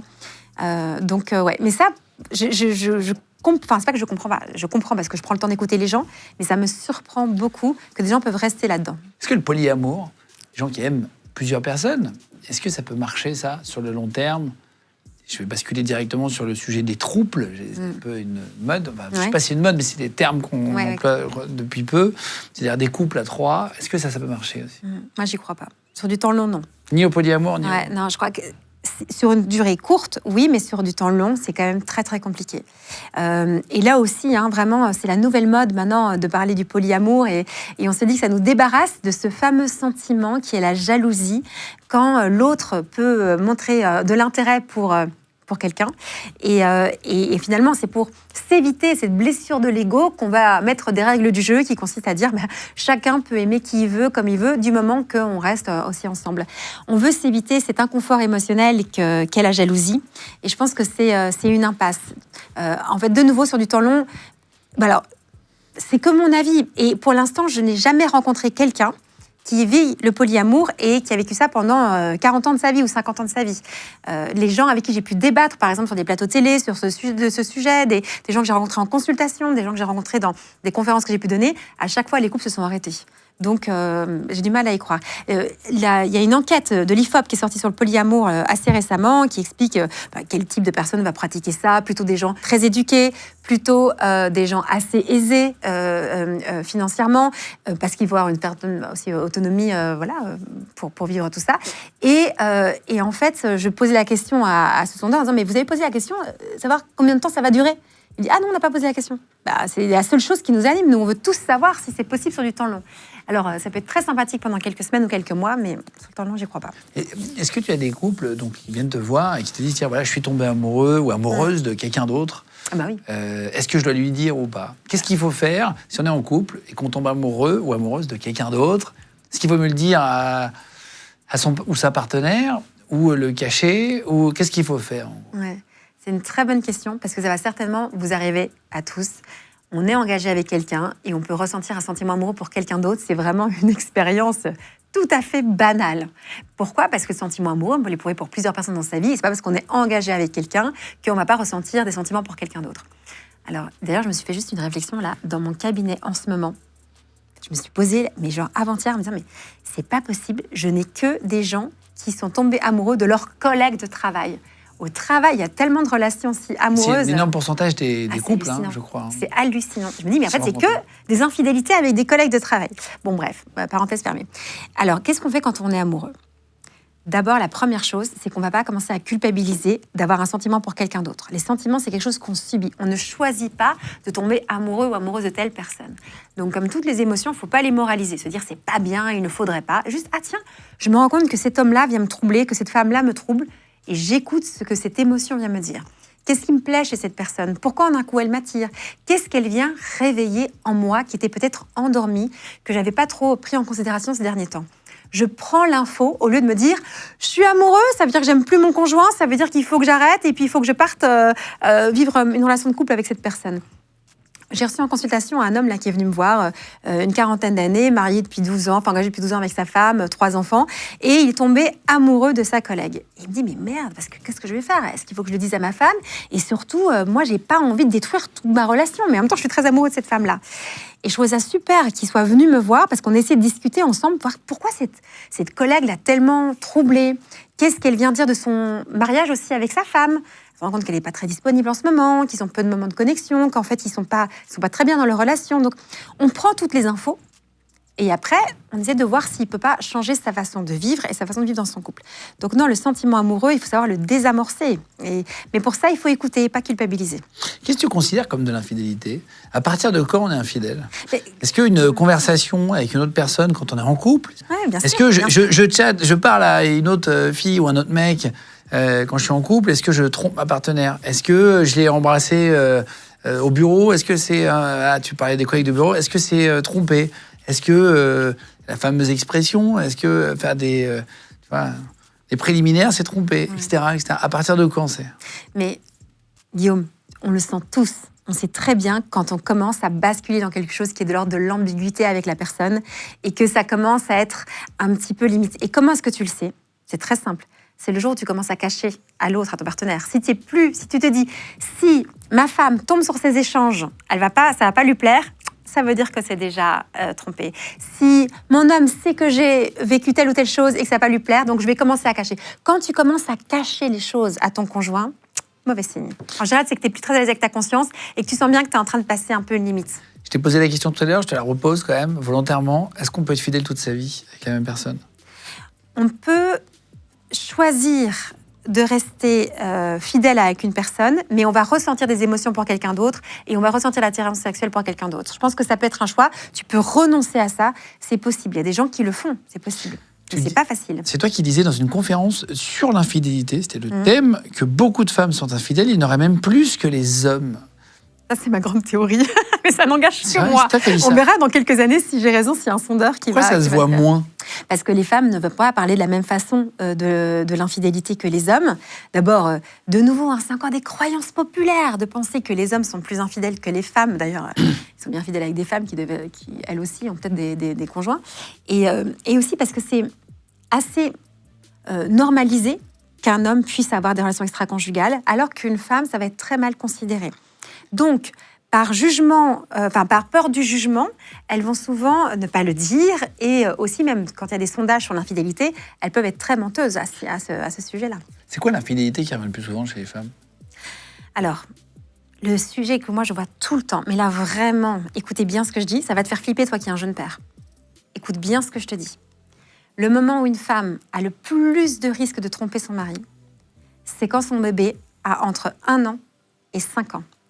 Après une grossesse, après le temps du maternage, quand l'enfant commence à être un petit peu gardé, là, au bout de, on va dire, 9 mois, 1 an, ça, c'est le moment où elle a le plus de risque de tromper son mari. Pourquoi? Et le problème, c'est qu'elle va souvent tomber sur des énormes manipulateurs, des hommes mauvais pour elle, parce que l'homme a vu qu'elles étaient dans un état un peu de vulnérabilité, il va profiter de cet état-là pour Ah, il te pouvoir la regarde tromper. plus? Non mais t'inquiète, moi je vais te regarder. Exactement. Ah, Pas n'importe quel pecno qui passe là, il est moche, il est bête, peu importe, mais il te regarde, il te dit, mais t'es superbe. Tu tombes direct dans le panneau, direct. Hier encore, une femme me raconte ça, elle me dit, elle a mis au monde 2 enfants. Son dernier a 2 ans. Un collègue la regarde et lui dit, mais t'es vraiment tellement belle. Elle est partie comme ça. Elle me dit, mais il était moche, il n'a rien pour lui, il a su me regarder comme femme. Et elle est partie comme ça. Elle a failli détruire son mariage pour ce pauvre gars, parce qu'en fait, elle s'est sentie femme dans son regard-là. Le problème, c'est que ton compagnon avec qui tu as eu tes enfants, il te voit comme sa femme, et il te voit comme la mère de ses enfants, et il te voit plus comme une femme érotique, tu vois, faite de désirable. Et quand il perd ce regard, tu vas le chercher ailleurs. Et puis il y a autre chose aussi, c'est que la maternité, elle fait que tu donnes ton énergie pour ton enfant, tu vois, tu te vides. Enfin, tu te donnes corps et âme quand même pour ton bébé. Et donc, tu vas t'oublier pas mal. Tu vas aussi désérotiser ton corps, parce que mine de rien, il va quand même être bien malmené pendant toute cette période-là. Et donc, après, tu sais plus très très bien qui tu es, tu sais plus très bien ce que tu veux dans la vie, tu t'es un peu perdu, quoi, au profit de la maternité. Et c'est pour ça que tu vas être plus sensible pour tomber amoureuse de quelqu'un d'autre qui va un peu réveiller la femme qui est en toi, réveiller des parties de ta personnalité que tu avais mis un peu de côté. Donc, vous retenez bien ça. Tous les hommes qui m'écoutent, faites attention. Le moment où votre femme, elle a plus de risques, c'est vraiment après les jeunes enfants. Et pourquoi je dis ça? Ça veut dire qu'à ce moment-là, prenez soin d'elle, prenez soin de la relation, allez la reséduire. Moi, j'avais une tradition avec le père de mes enfants que je trouve assez géniale. C'est après les périodes d'allaitement, on se faisait un voyage en amoureux. On confiait notre enfant aux grands-parents et on partait pendant une semaine ou quoi, faire un petit... Ou ça peut être quelques jours, peu importe. Mais c'était un peu le moment où on se retrouvait tous les deux en amoureux et ça relançait vraiment bien la relation. Je trouve que c'est un bon truc à faire aussi. Et tu parlais des fiançailles aussi. Là où il y a les infidélités, Oui. mais tellement, on Pendant a le les droit de fiançailles dire, là je brise un gros... Pendant le mariage? Enfin, pendant les Non, fiançailles? mais le nombre de femmes qui disent oui à un homme alors qu'elles ont un amant, l'homme qui vient le demander en mariage alors qu'elles ont quelqu'un d'autre, c'est quand même assez impressionnant. Au moment où tu vas t'engager avec quelqu'un, c'est un moment où la femme est très, très, très à risque de tromper son homme. Ah, waouh. Je devrais pas le dire. Là aussi, je brise un gros tabou, personne n'en parle. Mais je le dis pas du tout pour juger les personnes qui sont dans cette situation, mais pour dire que, justement, ne restez pas dans le secret et parlez-en avec quelqu'un, parce qu'effectivement, ça dit quelque chose qu'il faut interpréter. Qu'est-ce qui fait que, alors que tu es à l'aube d'un engagement, en fait, finalement, tu commences à lier une relation ambiguë avec quelqu'un d'autre. Donc ça arrive beaucoup plus que ce qu'on croit, autour du mariage, des infidélités. Alors, souvent, ce qui se passe, c'est que j'ai pas voulu voir qu'il y avait des problèmes dans ma relation. Moi, j'ai mon petit projet de petite fille, de prince, je veux me marier avec un prince, et j'ai tout organisé, et le mariage, il est tout organisé, sauf que t'as pas vu que, par exemple, t'avais pas de désir sexuel pour l'homme avec qui tu vas te marier, ou t'as pas de connexion amoureuse, et tu dis, non, mais c'est pas grave, on partage des valeurs en commun et tout, donc on y va. Et en fait... tu vas tomber amoureuse de quelqu'un d'autre, ou tu vas avoir une alchimie sexuelle géniale avec ton collègue, et tu vas dire, merde, qu'est-ce que je fais? Donc... Est-ce qu'on reconnaît une femme infidèle? Non, t'arriveras pas. Je te le dis tout de suite, t'arriveras pas. À tous les hommes qui m'écoutent, vous n'arriverez pas. Non, on est très forte. Très, très, très forte. C'est comme tu peux pas savoir si une femme, quand tu fais l'amour avec elle, si elle simule ou si elle simule pas. Vous connaissez le truc. C'est-à-dire qu'il y a des femmes qui sont capables de simuler un orgasme, qui est comme quelque chose de très intime et de très sauvage, alors qu'elles ne ressentent pas de plaisir dans leur corps. Donc elles ont une capacité à mentir qui est quand même hors pair. Comment on reconnaît un homme infidèle? Ah, c'est plus facile. En général, on le chope plus facilement. Comment? Mais peut-être que... on voit qu'il est moins investi, en fait, pour nous. Je pense que l'homme est plus entier. Il a plus de mal à mentir. En vrai, je pense qu'il a plus de mal à mentir. Je sais que ça vient contredire tout ce qu'on pense sur les hommes et les femmes. On dit qu'une femme, elle est plus entière. Quand elle trompe, après, elle va partir. Mais je crois que... peut-être que aussi, on a appris aux petites filles à montrer un certain visage de perfection, parce qu'il faut être jolie, il faut être gentil, il faut être sage et pas trop exprimer ce qu'on ressent. Et donc, il y a des femmes qui sont capables de ne pas du tout se faire démasquer. Qu'est-ce qu'il ne faut pas faire pour récupérer une femme infidèle? Surtout, ne pas agir par peur de la perdre. Il faut te dire, en fait, qu'est-ce que je veux? Je crois en notre amour? Très bien. Je garde le cap. Et je ne commence pas à m'agiter dans tous les sens pour essayer de la récupérer. Donc, très concrètement, je te jure, le meilleur conseil que je peux te donner, tu découvres que ta femme, ou elle te l'annonce, qu'elle t'a trompé. Pareil pour un homme, c'est pareil. La personne qui est infidèle, elle a décidé de ne plus respecter les règles du jeu qui avaient été mises en place à la base. Très bien, c'est sa liberté. C'est ta liberté, mais du coup, tu ne dors pas dans notre lit conjugal. Et c'est la personne qui trompe, qui part du lit conjugal, qui va dormir sur le canapé, là, à mal dormir pendant des nuits, ou qui part de la maison. Et c'est pourquoi je dis ça, c'est très important, parce que souvent, c'est pas ça qui se passe. Tu dis, oh mince, ma femme m'a trompée, je vais tout faire pour qu'elle reste avec moi, c'est moi qui vais aller dormir sur le canapé, ou qui va partir chez un copain et tout. Mais ne fais jamais ça, ne quitte pas la maison. Si toi, tu aimes ta femme et tu veux sauver ton mariage, tu restes fidèle au poste. Et tu continues à agir comme tu agis au quotidien pour la famille. Et ça, peut-être tu fais un effort pour être encore plus serviable, mais tu commences pas à lui offrir plein de bijoux, à lui faire des méga déclarations. De toute façon, elle va rien écouter, elle s'en foutra complètement. Toi, tu gardes. En fait, dans la tempête, on garde le cap. On change pas toute la direction. Et après, on va reconstruire. Mais ça, c'est vraiment le meilleur conseil que je peux vous donner. Vous ne quittez pas le lit, c'est l'autre qui va dormir. Elle va dormir sur le canapé, elle va être mal. Je te parle de cette personne qui, en fait, tombe amoureuse de son collègue. Et là, son mari le découvre. Il lui dit, très bien, c'est ta liberté. Mais tant que tu es amoureuse de quelqu'un d'autre et que tu as une relation avec lui, tu ne dors pas ici à la maison avec les enfants. C'est pas possible, puisqu'en fait, là, tu respectes plus l'engagement qu'on avait pris. Donc, tu vas chez tes parents. Et elle dit, OK, et il va chez ses parents. Elle me dit, pendant une semaine, j'ai dormi dans le lit superposé de mon enfance, là, dans la chambre de quand j'étais petite. C'était l'enfer. Au bout de quelques jours, je me suis dit, mais qu'est-ce que je suis en train de faire? T'as qu'une envie, c'est de revenir. T'as qu'une seule envie, c'est rentrer. Et tu te rends compte de ce que tu perds, de tout ce que l'autre t'apporte. Et puis, tu te poses des bonnes questions quand t'es un peu dans le dur. Peut-être j'ai eu un couple au bord de la rupture à cause d'une infidélité de la femme, parce qu'elle était tombée amoureuse du kiné de son bébé. Ah oui, mais c'est ça, c'est ce que je te raconte, c'est que ça, c'est arrivé plusieurs fois. Donc, des relations de couple, des familles. Après avoir un enfant. Il y a eu un bébé. Et alors le mec qui doit choper le plus de femmes, c'est quand même le kiné, quoi. L'ostéopathe, enfin, tu sais, le gars qui s'occupe un peu, qui est dans le soin, là. Un coup, il s'occupe de ton bébé, il est gentil avec toi, il te demande comment tu vas, comment vous allez, madame, ça va, vous n'êtes pas trop fatigué. Il prend soin de toi, il s'intéresse à toi. Et là, tu tombes dans le panneau tout de suite. Et si tu tombes sur quelqu'un qui n'est pas bien câblé, quelqu'un qui n'a pas des bons repères et qui, finalement, va profiter de sa faiblesse pour avoir des avantages, ça peut être grave. Donc, faites très attention. Je vous le redis, en général, les hommes sur qui tu tombes à ce moment-là de ta vie, c'est pas des gens qui sont bien câblés. En général, c'est des manipulateurs et qui vont te faire beaucoup de mal. Tu disais un truc assez fou, d'ailleurs. Et c'est contrairement aux femmes, on va parler de l'infidélité chez les hommes maintenant. Ouais. Contrairement aux femmes, tu dis que 9 fois sur 10, le couple peut être sauvé quand c'est l'homme qui est infidèle. Pas quand c'est la femme. Pourquoi ? Quand une femme est infidèle, c'est souvent fini ? Non, mais c'est trop facile. Quand un couple arrive, t'as monsieur qui a trompé madame, franchement, c'est sûr qu'on arrive à réparer le lien. Parce que tu sais qu'ils sont venus déjà chez toi, c'est qu'ils ont envie. Oui, déjà, ils c'est seraient bien. même pas venus chez toi. T'as raison. Mais ce que je veux dire par là, c'est que les hommes quittent rarement leurs femmes. Le divorce est demandé 3 fois sur 4 par des femmes. Alors par contre, c'est des petits malins, parce que moi je le vois aussi. C'est qu'ils quittent pas leur femme, mais ils leur fait la misère à la femme, parce qu'en fait, ils ne sont pas du tout aimants et pas du tout bons avec elle. Et n'en pouvant plus, elle demande le divorce. Mais c'est lui qui la trompe, mais c'est elle qui va demander le divorce. C'est souvent ça qui va se passer.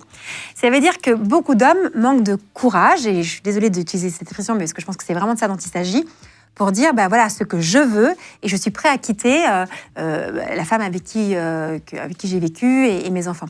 Ils sont bien quand même dans le confort familial, alors que les femmes, quand elles sont infidèles, surtout quand il y a une infidélité de cœur, ça veut dire qu'elles sont tombées amoureuses de quelqu'un d'autre, en général. C'est plus dur. C'est très, très dur de réparer. On y arrive. Une femme leur revient quand même très dur. assez peu. C'est quand une femme décide de partir, c'est rare qu'elle revienne. Franchement, là, on fait des gros stéréotypes, des grosses généralités, mais parfois la caricature est en deçà de la réalité. Ouais. En général, les femmes, c'est plus difficile de faire marche arrière. Certaines y arrivent, mais c'est difficile. Moi, je dis que la plus grande difficulté, quand j'ai un couple qui vient et la femme est infidèle, eh bien, par les discussions qu'on va avoir et par l'accompagnement que je vais leur proposer, souvent, il va se passer des très belles choses. Lui va comprendre ce que sa femme lui reproche, elle va comprendre que lui est capable d'écouter et d'évoluer, et il se passe des très belles choses. Mais souvent, ça va être un problème d'orgueil. Est-ce que, en tant que femme, je veux bien redonner une seconde chance à l'homme? Est-ce que je veux bien finalement changer mes plans? J'avais tout imaginé que ce serait la fin de notre relation. Je vois qu'en fait mon homme change parce qu'il a compris ce que j'étais en train de dire. Et est-ce que je vais avoir l'humilité de poser aussi un genou à terre et de me dire merci d'avoir entendu les messages et en fait je vais reconstruire avec toi. Souvent les femmes, elles peuvent être... alors que l'homme change et leur apporte enfin ce qu'elle voudrait, elles n'acceptent pas ce changement par orgueil. Ça, c'est vraiment dommage. Elles vont le regretter. C'est quoi la pire excuse que tu as entendue pour justifier une tromperie? Est-ce qu'il y a déjà eu des gens qui sont venus chez toi et qui ont dit voilà, j'ai trompé ma femme, mais bon, c'est pas de ma faute, c'est parce que... Mais ils font que ça, Guillaume. Tu crois que quand tu trompes quelqu'un, les gens, ils font que ça. Mais parfois, je dois me pincer les lèvres, tu vois, pour me dire mais je ne rigole pas, parce que tu as le mec qui justifie ou la nana qui va justifier. En général, les hommes sont très très forts pour avoir des justifications vraiment à la con, mais du genre toujours de dire... Alors, ça m'est arrivé qu'une fois. Tu sais, quand par exemple, ça m'est encore arrivé là en consultation, t'as le mec qui se fait choper par sa femme en train de regarder du porno. Et alors là, elle dit, mais putain, tu regardes du porno? Et là, c'est la première fois que ça m'arrive. C'est quand même... Et là, il dit à sa femme, t'es hyper instinctive comme nana. La seule fois, la première fois, et là, je me fais choper. J'ai quand même pas de bol. Le mec, il en regarde depuis 35 ans. Et il va raconter ça. C'est extraordinaire. Non, mais génial. Attends, et donc c'est quoi la pire excuse de tromperie? Mais non, l'excuse, c'est toujours de dire... c'est la première fois? La première fois. Oh, mais c'est la première fois. Mais pas du tout ce que tu crois. T'es là, mais... Et alors moi, ce qui m'embête beaucoup, c'est que quand il vient en consultation et qu'il raconte ça, moi, je sais que le mec, il ment. Je le sais. Et je le regarde, je dis, taisez-vous, ne dites pas plus. Parce qu'il va dire, mais je te jure. Ah non, surtout, ne jurez pas. Parce que alors, du coup, ça va amplifier le problème. Question importante. Est-ce que si on trompe quelqu'un, qu'il l'apprend, qui dit « je veux tout savoir », est-ce qu'il faut tout lui dire? Non. Est-ce qu'il ne faut pas lui donner de détails? Non, il ne faut pas donner de détails. Surtout, ne faites pas cette erreur, je vous en supplie, ne la faites pas. Il faut lui dire, écoute, il s'est passé quelque chose, c'est vrai, voilà. Mais ne rentrons pas dans les détails, ça ne sert à rien à part faire du mal, quoi. Là, l'autre va dire, si, j'ai besoin de savoir les détails, sinon je vais imaginer les pires choses. et erreur de lui donner les détails. C'est du voyeurisme, de tout savoir. Vas-y, donne-moi les détails de combien de fois tu l'as fait, où et dans quelle position, pour en fait retrouver un peu la maîtrise de la situation. Donc, quand tu perds le contrôle, tu peux avoir cette envie de tout savoir pour dire « Ah, ça y est, je sais, je contrôle parce que de nouveau, j'ai une prise dessus. » Donc, il ne faut pas le faire. Il ne faut pas le faire, ça va vous desservir. Vraiment, j'insiste beaucoup parce qu'au moment même, ça va peut-être te soulager. Mais après, tu vas y repenser. Combien de personnes sont venues en consultation en me disant « Le problème, c'est qu'elle m'a tout raconté » ou « Il m'a tout raconté » et moi, je me fais le scénario dans la tête. Donc, il y a eu ces rapports sexuels dans cette position. Quand on a de nouveau cette position, moi, je pense. Et donc, en fait, attention à ne pas tout dévoiler. Par contre, de dire la vérité. La vérité, c'est... en fait, c'est ça qui m'a troublée chez cette personne, chez cet homme. C'est ça que j'ai aimé dans la relation. C'est ça que je comprends de notre relation. Et donc, en fait, la vérité n'est pas la transparence. Tu vois la distinction ? La vérité, c'est... Ouais, vraiment, en fait, je sens que ça m'a fait quelque chose et j'ai expliqué ce que ça m'a fait. La transparence, c'est donner tous les détails. Donc, la transparence, non. La vérité, oui. Un peu de tromperie dans un couple, est-ce que ça peut relancer un couple ? De tromper une fois, est-ce que si la femme regarde, un homme regarde, là, il se pose la question.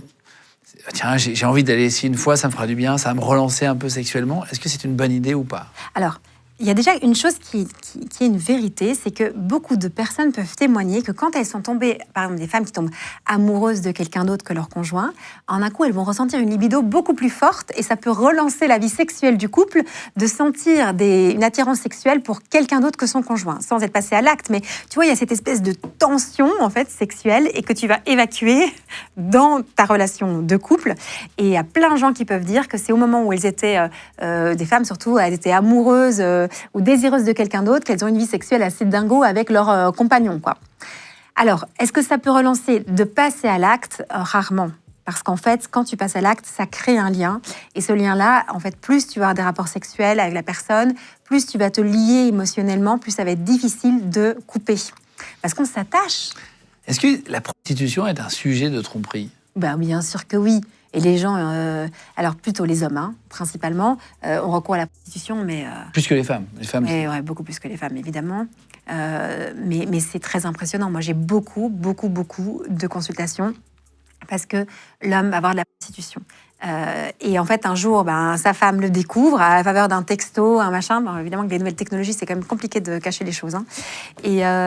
Et en fait, ça va être un tsunami, ça va être l'effondrement en général pour l'épouse qui est à milieu d'imaginer que son mari est capable d'aller voir des prostituées. Donc ça, c'est souvent très, très, très violent dans une relation.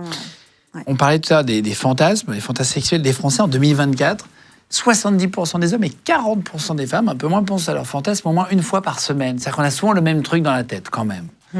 Quel est le fantasme le plus récurrent pour les hommes et pour les femmes que toi, tu as entendu ? Après, il y a des trucs hyper classiques. Hein. Tu sais, le grand truc classique, c'est pour les hommes faire l'amour avec 2 femmes et pour les femmes faire l'amour avec une femme. Ça, c'est les trucs les plus classiques. Alors, moi, là, je te fais pas un sondage IFOP. Je te dis de ce que j'observe. Tellement classique. Comme quoi, les femmes, on a la cote. Hein. C'est toujours ça. Ouais. c'est beaucoup. Ouais. Alors, le coup de l'homme qui a envie de faire l'amour avec 2 femmes, ça, c'est d'une banalité sans nom. Mais ça, c'est sûr. C'est la base. Et en général, c'est marrant parce que j'entends peu d'hommes qui vont faire l'amour plusieurs hommes avec une femme. En général, ils aiment bien être le seul homme avec plusieurs femmes. Mais ça doit être génétique, non ? Il doit y avoir un truc dans la reproduction ou... Il doit y avoir un truc dans la puissance et dans la... Et puis alors pour les hommes, c'est plutôt le côté, mais je pourrais satisfaire plusieurs femmes. Et ça doit être extraordinaire de satisfaire sexuellement plusieurs femmes. Et pour les femmes qui sont attirées par d'autres femmes, c'est aussi de découvrir une sexualité qui est peut-être plus dans une forme de sensualité, dans un plaisir qu'elles peuvent peut-être pas ressentir avec leur homme. Et donc, elles sont attirées par ce type de sexualité-là aussi. Et les fantasmes les plus étonnants que tu as entendus ? Ça, j'ose pas dire. J'ai entendu des trucs fous. Mais fou. C'est vrai que c'est assez... Un truc que tu as entendu qui t'a surpris, pas tous, mais juste un exemple, tu vois, ça peut être quoi un fantasme? Alors, un peu moi, surprenant. quelque chose qui personnellement m'a surpris, mais qui existe, hein, qui est très connu, mais la première fois que tu l'entends, t'es quand même un peu déconcerté. T'es prêt?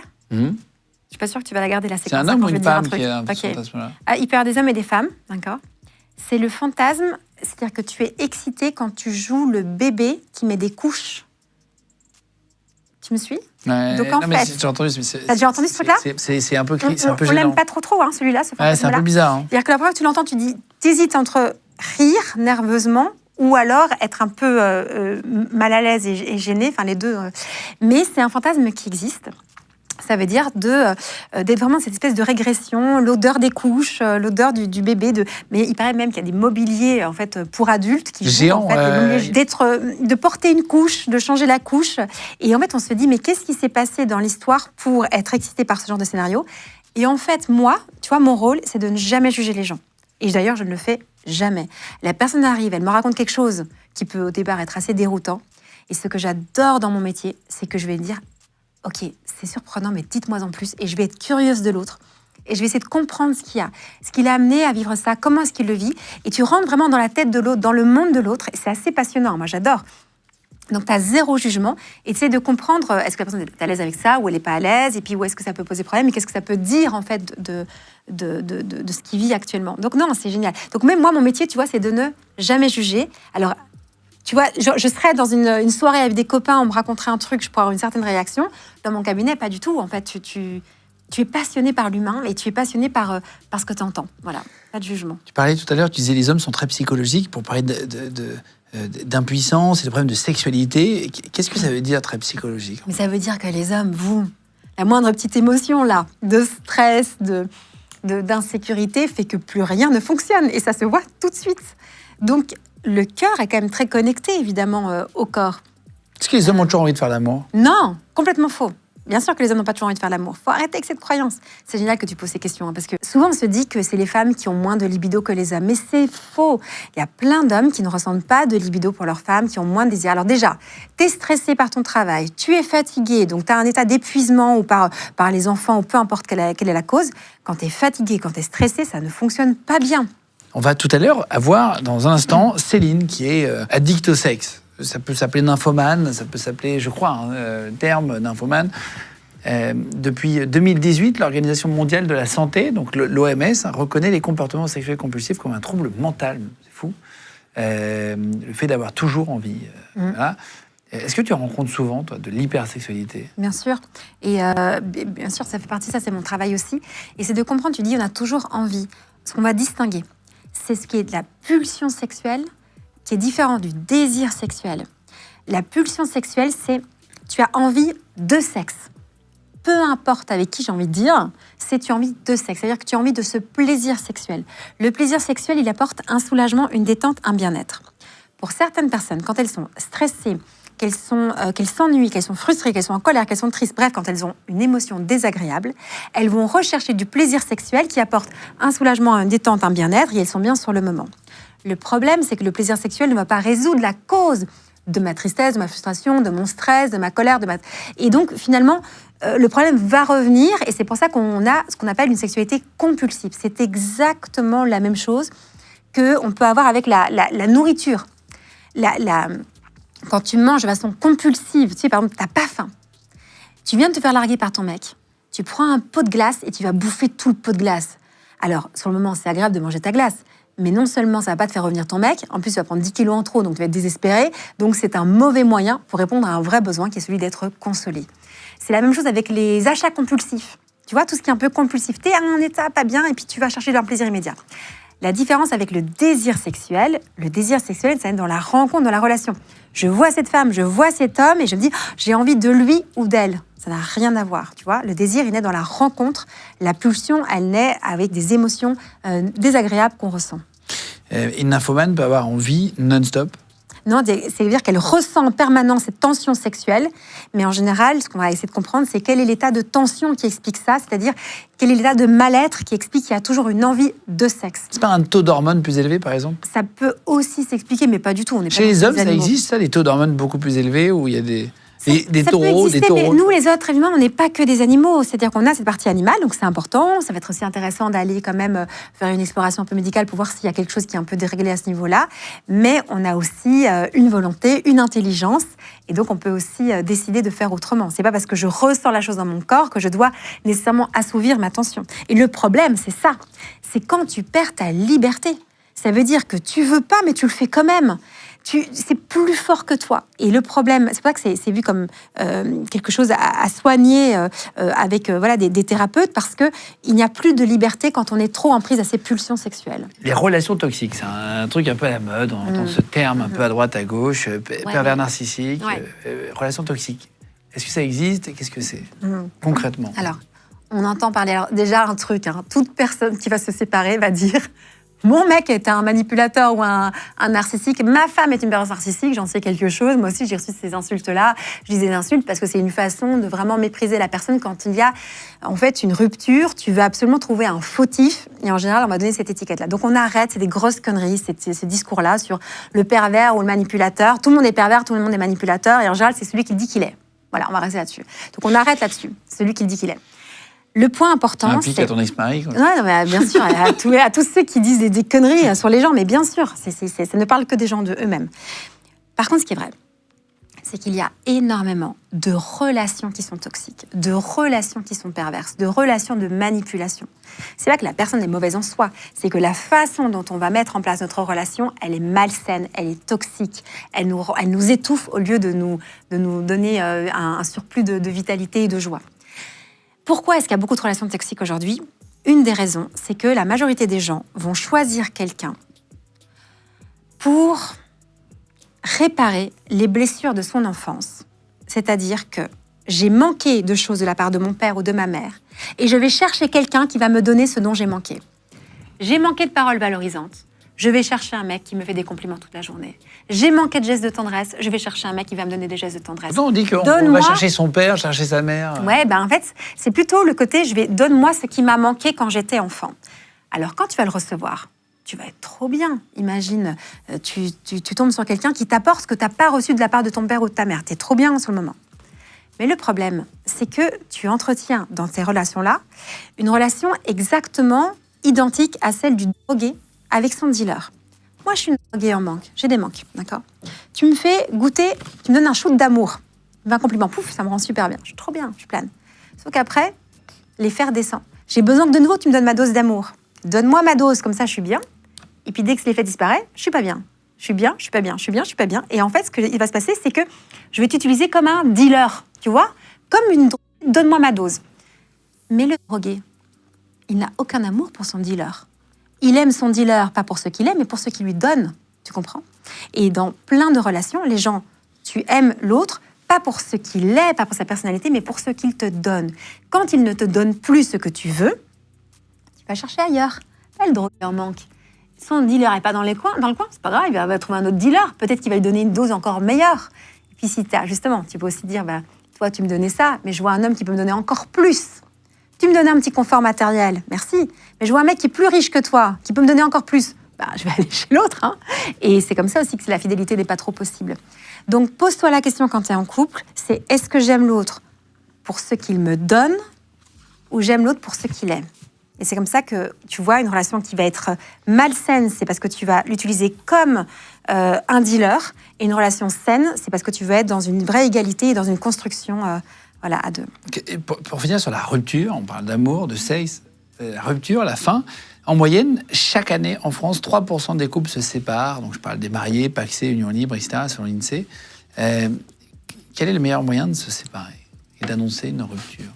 Le meilleur moyen de se séparer, c'est de prendre sa responsabilité dans la séparation et de comprendre une chose. On est responsable à 100% chacun de la relation qu'on crée. C'est pas 50-50, c'est 100%, 100%. Ça veut dire que si on en est là aujourd'hui, je suis 100% responsable de là où on en est aujourd'hui. Et tu es 100% responsable. C'est-à-dire que j'arrête de dire « c'est toi le problème, et tu as fait ça, et tu as fait ça, et tu as fait ça ». On arrête d'accuser l'autre. On prend sa part de responsabilité. Là, je parle avec un homme là, en consultation qui me dit « j'ai eu trois relations. À chaque fois, je tombe sur des femmes, mais c'est pas possible. Je tombe vraiment sur des filles, mais des tordus et tout. » Et puis, à un moment, je me suis posé la question, je me dis « mais le dénominateur commun entre ces trois femmes, c'est moi ». Oui, c'est toi, mon coco. Comment tu choisis tes femmes? Comment tu construis la relation avec elles? Et donc, pose-toi la question de qu'est-ce que j'ai fait pour en arriver là? Donc, consacrez toute votre énergie dans la rupture à penser à vous remettre en question. Même si c'est vous qui subissez la rupture. Oui. Mais posez-vous la question, qu'est-ce qui fait que j'en suis arrivée là?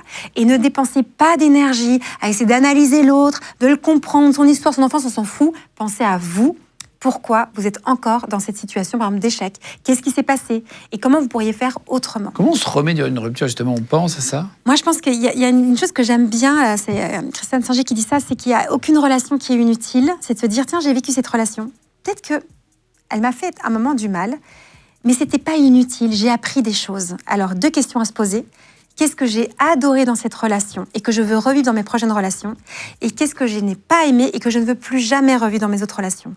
Prenez ce temps dans la rupture de vous dire qu'est-ce que j'ai appris de cette relation, même si elle était difficile. C'est vraiment un point important. Et moi, personnellement, ça m'a aussi beaucoup aidé. C'est ça que j'aime bien transmettre ça, parce que de me dire, il n'y a pas de relation inutile. Elles nous apprennent toutes des choses sur nous-mêmes. Et une fois qu'on a cet état d'esprit, on vit la rupture de façon beaucoup plus sereine, sans accuser l'autre, sans être dans la haine. Faites attention à ça, parce que quand tu es dans la haine, tu es encore lié à l'autre, et ça peut te pourrir des années. Donc, il faut se libérer. Et je vais vous dire une chose, c'est que je pense qu'on a réussi sa rupture. Et ça, j'ai découvert pour moi-même aussi.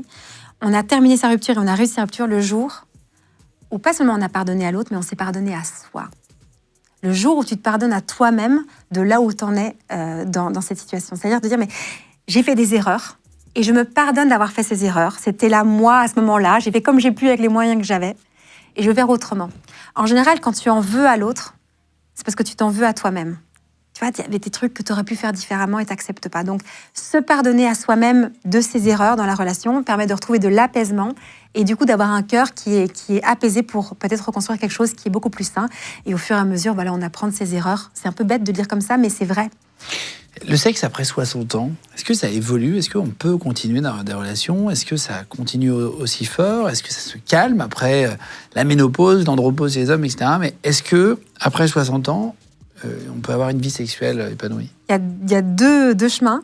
Il y a ceux qui vont arrêter d'avoir une vie sexuelle épanouie quand vient la ménopause, l'andropause, qui est un peu l'équivalent pour un homme, mais ça veut dire vraiment le corps est moins disposé à l'acte sexuel et donc les choses s'arrêtent. Et puis il y a ceux qui se disent on rentre dans une nouvelle phase de notre vie et on va redessiner une sexualité qui nous ressemble. On va vivre les choses autrement. Non, tu ne vas pas vivre ta sexualité de quand tu avais 20 ans, mais tu peux vivre autre chose qui peut être encore mieux. Moi, j'ai des témoignages de personnes qui ont dépassé 50 ans, 60, 70 ans, qui ont des vies sexuelles très épanouies. Il faut savoir qu'on peut faire l'amour jusqu'au restant de nos jours, donc c'est vraiment magnifique, on peut faire l'amour toute notre vie. Mais ils vont la vivre peut-être autrement, avec peut-être plus de sensualité, plus de lenteur, plus de délicatesse, plus d'attention à l'autre. Et ça peut être bien meilleur que ce qu'on a connu quand on était adolescent. J'ai des copains, moi, qui sont des éternels célibataires. Ah oui. Ils sont pas moches. Ils sont pas, y a pas de problème notable. Ouais. Je les connais, ils sont drôles, machin. Et pourtant, ils n'arrivent pas à avoir des relations. Je les ai jamais connus avec des femmes. Ouais. Est-ce qu'il y a des éternels célibataires? Ah oui, et les éternels célibataires, c'est que derrière, c'est en fait au fin fond, c'est que souvent qu'il y a une peur de la connexion. C'est-à-dire qu'on veut tous être en lien. On est fait, nous les êtres humains, pour être en relation. Mais on peut aussi avoir peur de la relation. On peut avoir peur de l'intimité. Pourquoi on a peur? C'est que si on a vécu des choses dans notre enfance, dans notre adolescence, dans le jeune âge adulte, qui nous ont blessés alors qu'on était en lien, on peut avoir peur de revivre ça. Et donc, on met en place des espèces de mécanismes de défense pour saboter nos relations. Moi, je fais beaucoup de choses avec les célibataires. J'ai beaucoup de célibataires en consultation. Et je fais aussi, depuis plusieurs années, des stages réservés aux célibataires. On va travailler pour comprendre qu'est-ce qui nous empêche de créer la connexion. Et il y a une activité que j'adore faire avec eux. Donc, c'est un peu une espèce de coaching en groupe, quoi, si tu veux. C'est de dire, qu'est-ce que je fais de mieux pour saboter chacune de mes relations? C'est intéressant de voir ça. Et alors là, mais qu'est-ce qu'on rit? Mais qu'on rit, parce qu'il y en a qui disent, je vais me focaliser sur un petit défaut, je vais... je vais, en fait, qu'est-ce que je vais mettre en place pour faire en sorte que ça ne marche pas, quoi? Et ça, posez-vous la question. Je rencontre quelqu'un, et qu'est-ce que je vais faire pour que ça foire? Et souvent, on a tous un peu notre masterclass. Par exemple, moi, ce que je fais de super bien, je suis très, très douée pour ça, c'est que je rencontre quelqu'un qui me plaît. Et là, je vais commencer à lui dire, mais tu sais qu'il y a Pierre-Paul Jacques aussi qui me court après. Je vais le mettre en stress, le mec. Tu vois, je vais lui dire qu'il y a plein de concurrents. Ça, c'est ma masterclass. C'est ce que je fais de mieux pour insécuriser le mec, pour qu'il dise, putain, Thérèse, elle est hyper flippante comme nana, parce qu'il y a plein de mecs autour d'elle, et donc, en fait, elle va m'échapper. Et là, je le mets comme ça en place dès le début. Le gars, il est fichu. Et dans ma relation, je la fous en l'air, parce que je mets de l'insécurité dès le début. Ça, c'est une stratégie, tu vois. Et ça marche très, très bien, en fait. Tu vois, tu mets en stress l'autre. Et chacun a sa petite stratégie. Il y en a d'autres qui disent, voilà, je sors pas, ou bien au contraire, j'enchaîne les relations. Tu vois, mais tu fais ça parce que t'as peur. Parce que t'as peur. C'est quoi le bon âge pour faire sa première fois? Est-ce que s'ils posent la question, qu'est-ce qu'il faut leur dire? Le bon âge, évidemment qu'il n'y a pas un âge en tant que tel. Quoique, il y a quand même, c'est important de le rappeler, il y a une forme il y a une maturité qu'il faut avoir pour avoir la première fois. C'est-à-dire qu'en France, on présuppose qu'en dessous de 15 ans, on n'est pas capable de poser son consentement. Le consentement, c'est un indispensable pour avoir une relation sexuelle avec quelqu'un. Le consentement, ça veut dire que c'est avec ma tête, mon intelligence, je dis, je suis d'accord d'avoir ce type de relation avec toi. Donc, il faut avoir eu l'information sur de quoi il s'agit, de pouvoir se sentir pleinement libre, il n'y a pas de contraintes, de menaces, etc. Et de pouvoir aussi être capable de dire non à la personne pour s'assurer qu'on dit un vrai oui. Et quand on est enfant, quand on est aussi un très jeune adolescent, c'est difficile d'être encore pleinement libre. Et c'est pour ça qu'il y a quand même un âge qu'on a décrété. En fait, cet âge-là, c'est vraiment un repère, mais c'est important aussi d'avoir certains repères. Donc ça veut dire aussi que même si tu es très amoureux de quelqu'un à 12 ans, c'est pas parce que tu es très amoureux que tu es capable de pouvoir vivre vraiment une vie sexuelle. Ouais, c'est pour ça que c'est pas juste les sentiments, ça demande aussi l'engagement, la volonté, de l'intelligence. Et donc le meilleur âge, c'est celui où tu es capable de dire oui, je le veux et j'en ai vraiment envie. On va faire rentrer pour terminer Céline, 37 ans, depuis 1 an et demi, elle a découvert qu'elle était addicte au sexe, elle a découvert sur le tard, si vous nous expliquer. Elle est infirmière, elle a vu notre message sur les réseaux sociaux, on a appelé, justement, on a dit tiens, on a fait un appel, si vous êtes concerné, n'hésitez pas à nous écrire, on va la faire rentrer pour qu'elle nous explique justement sa sexualité. C'est parti. Allez, ça y est, il y a Céline qui vient de rentrer. Bienvenue Céline. Merci, bonjour. Merci d'avoir réagi à notre post. Je crois que c'est une amie qui a vu, c'est ça, une de tes amies. Il y a 3 jours. Et du coup, elle me l'a envoyé pour rigoler. Et je lui ai dit, mais pourquoi tu veux rigoler? Tu me connais très bien. Je vais envoyer un mail et puis on va voir ce que ça donne. Incroyable. Et puis 2 jours après, je suis contactée par vos équipes. C'est trop cool. Bah écoute, je te remercie de venir. Parce que c'est pas facile de venir parler de ça et d'assumer. Bah, en vrai, les gens, ils pensent que c'est pas facile. Mais enfin, si on trouve que c'est pas facile, on s'assume pas. Et au final, si on s'assume pas, on l'accepte pas. Donc il faut être totalement décomplexé et c'est comme ça que ça fonctionne.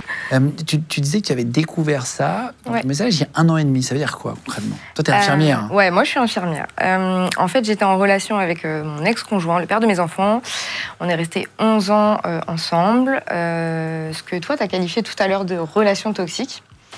Où en fait, j'étais vraiment dans un confort et j'avais pas de libido. Je faisais de l'amour pour...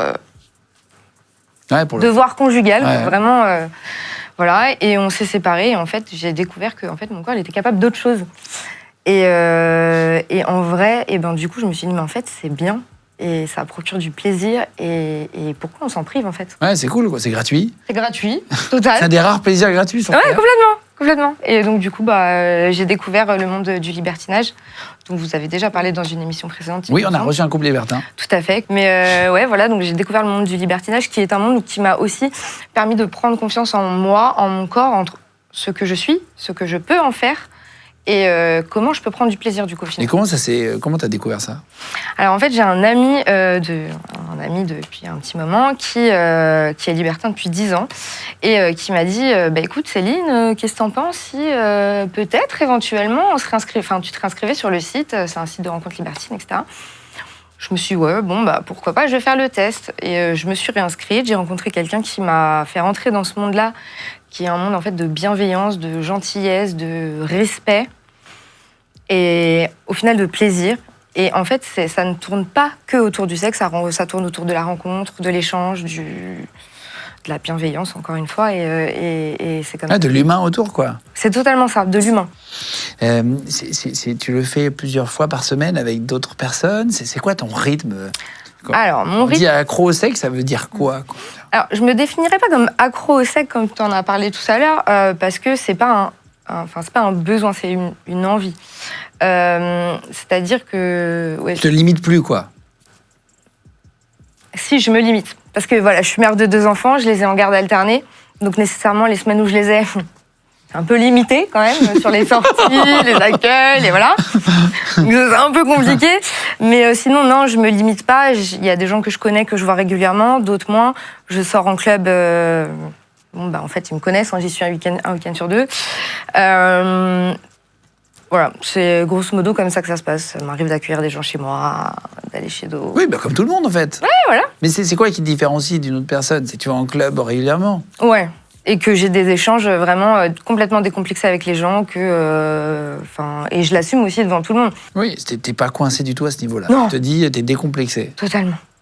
C'est quoi le truc que tu as fait que tu n'aurais jamais pensé faire avant de découvrir un peu ce monde? En fait, ce monde, si tu veux, je le connaissais pas parce que je n'y étais pas entrée avant. Mais mon ex, le père de mes enfants, avait une envie libertine qu'on avait essayé d'explorer. Ça s'appelle le candolisme. Je sais pas si tu connais. C'est-à-dire quoi concrètement ? C'est le fait de voir ta femme ou ton mari avoir des relations sexuelles avec quelqu'un. Soit en face de toi, soit pas, avec des vidéos, des récits, etc.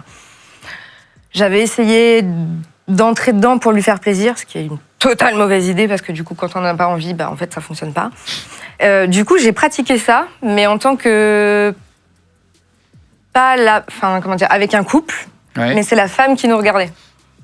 Ça, jamais de la vie, j'y aurais pensé, parce que pour moi, c'était va des rétro satanes, c'est rien du tout, je ferais jamais ça. Et aussi les relations bisexuelles avec les femmes. Jamais de la vie, je pensais trouver du plaisir avec une femme, clairement. Tu es pas en couple aujourd'hui ? Non. Tu as envie de te remettre en couple un jour ? Alors, ça, c'est une question qui s'est posée parce que je me suis remise 2 fois en couple avec des gens qui n'étaient pas du milieu libertin. Et le problème, c'est qu'ils n'arrivent pas à accepter ce mode de vie. Et de fait, si un jour je devais me remettre en couple, je pense sincèrement qu'il faudrait que je me remette en couple avec quelqu'un qui est dans le même mode de vie et même mode de réflexion.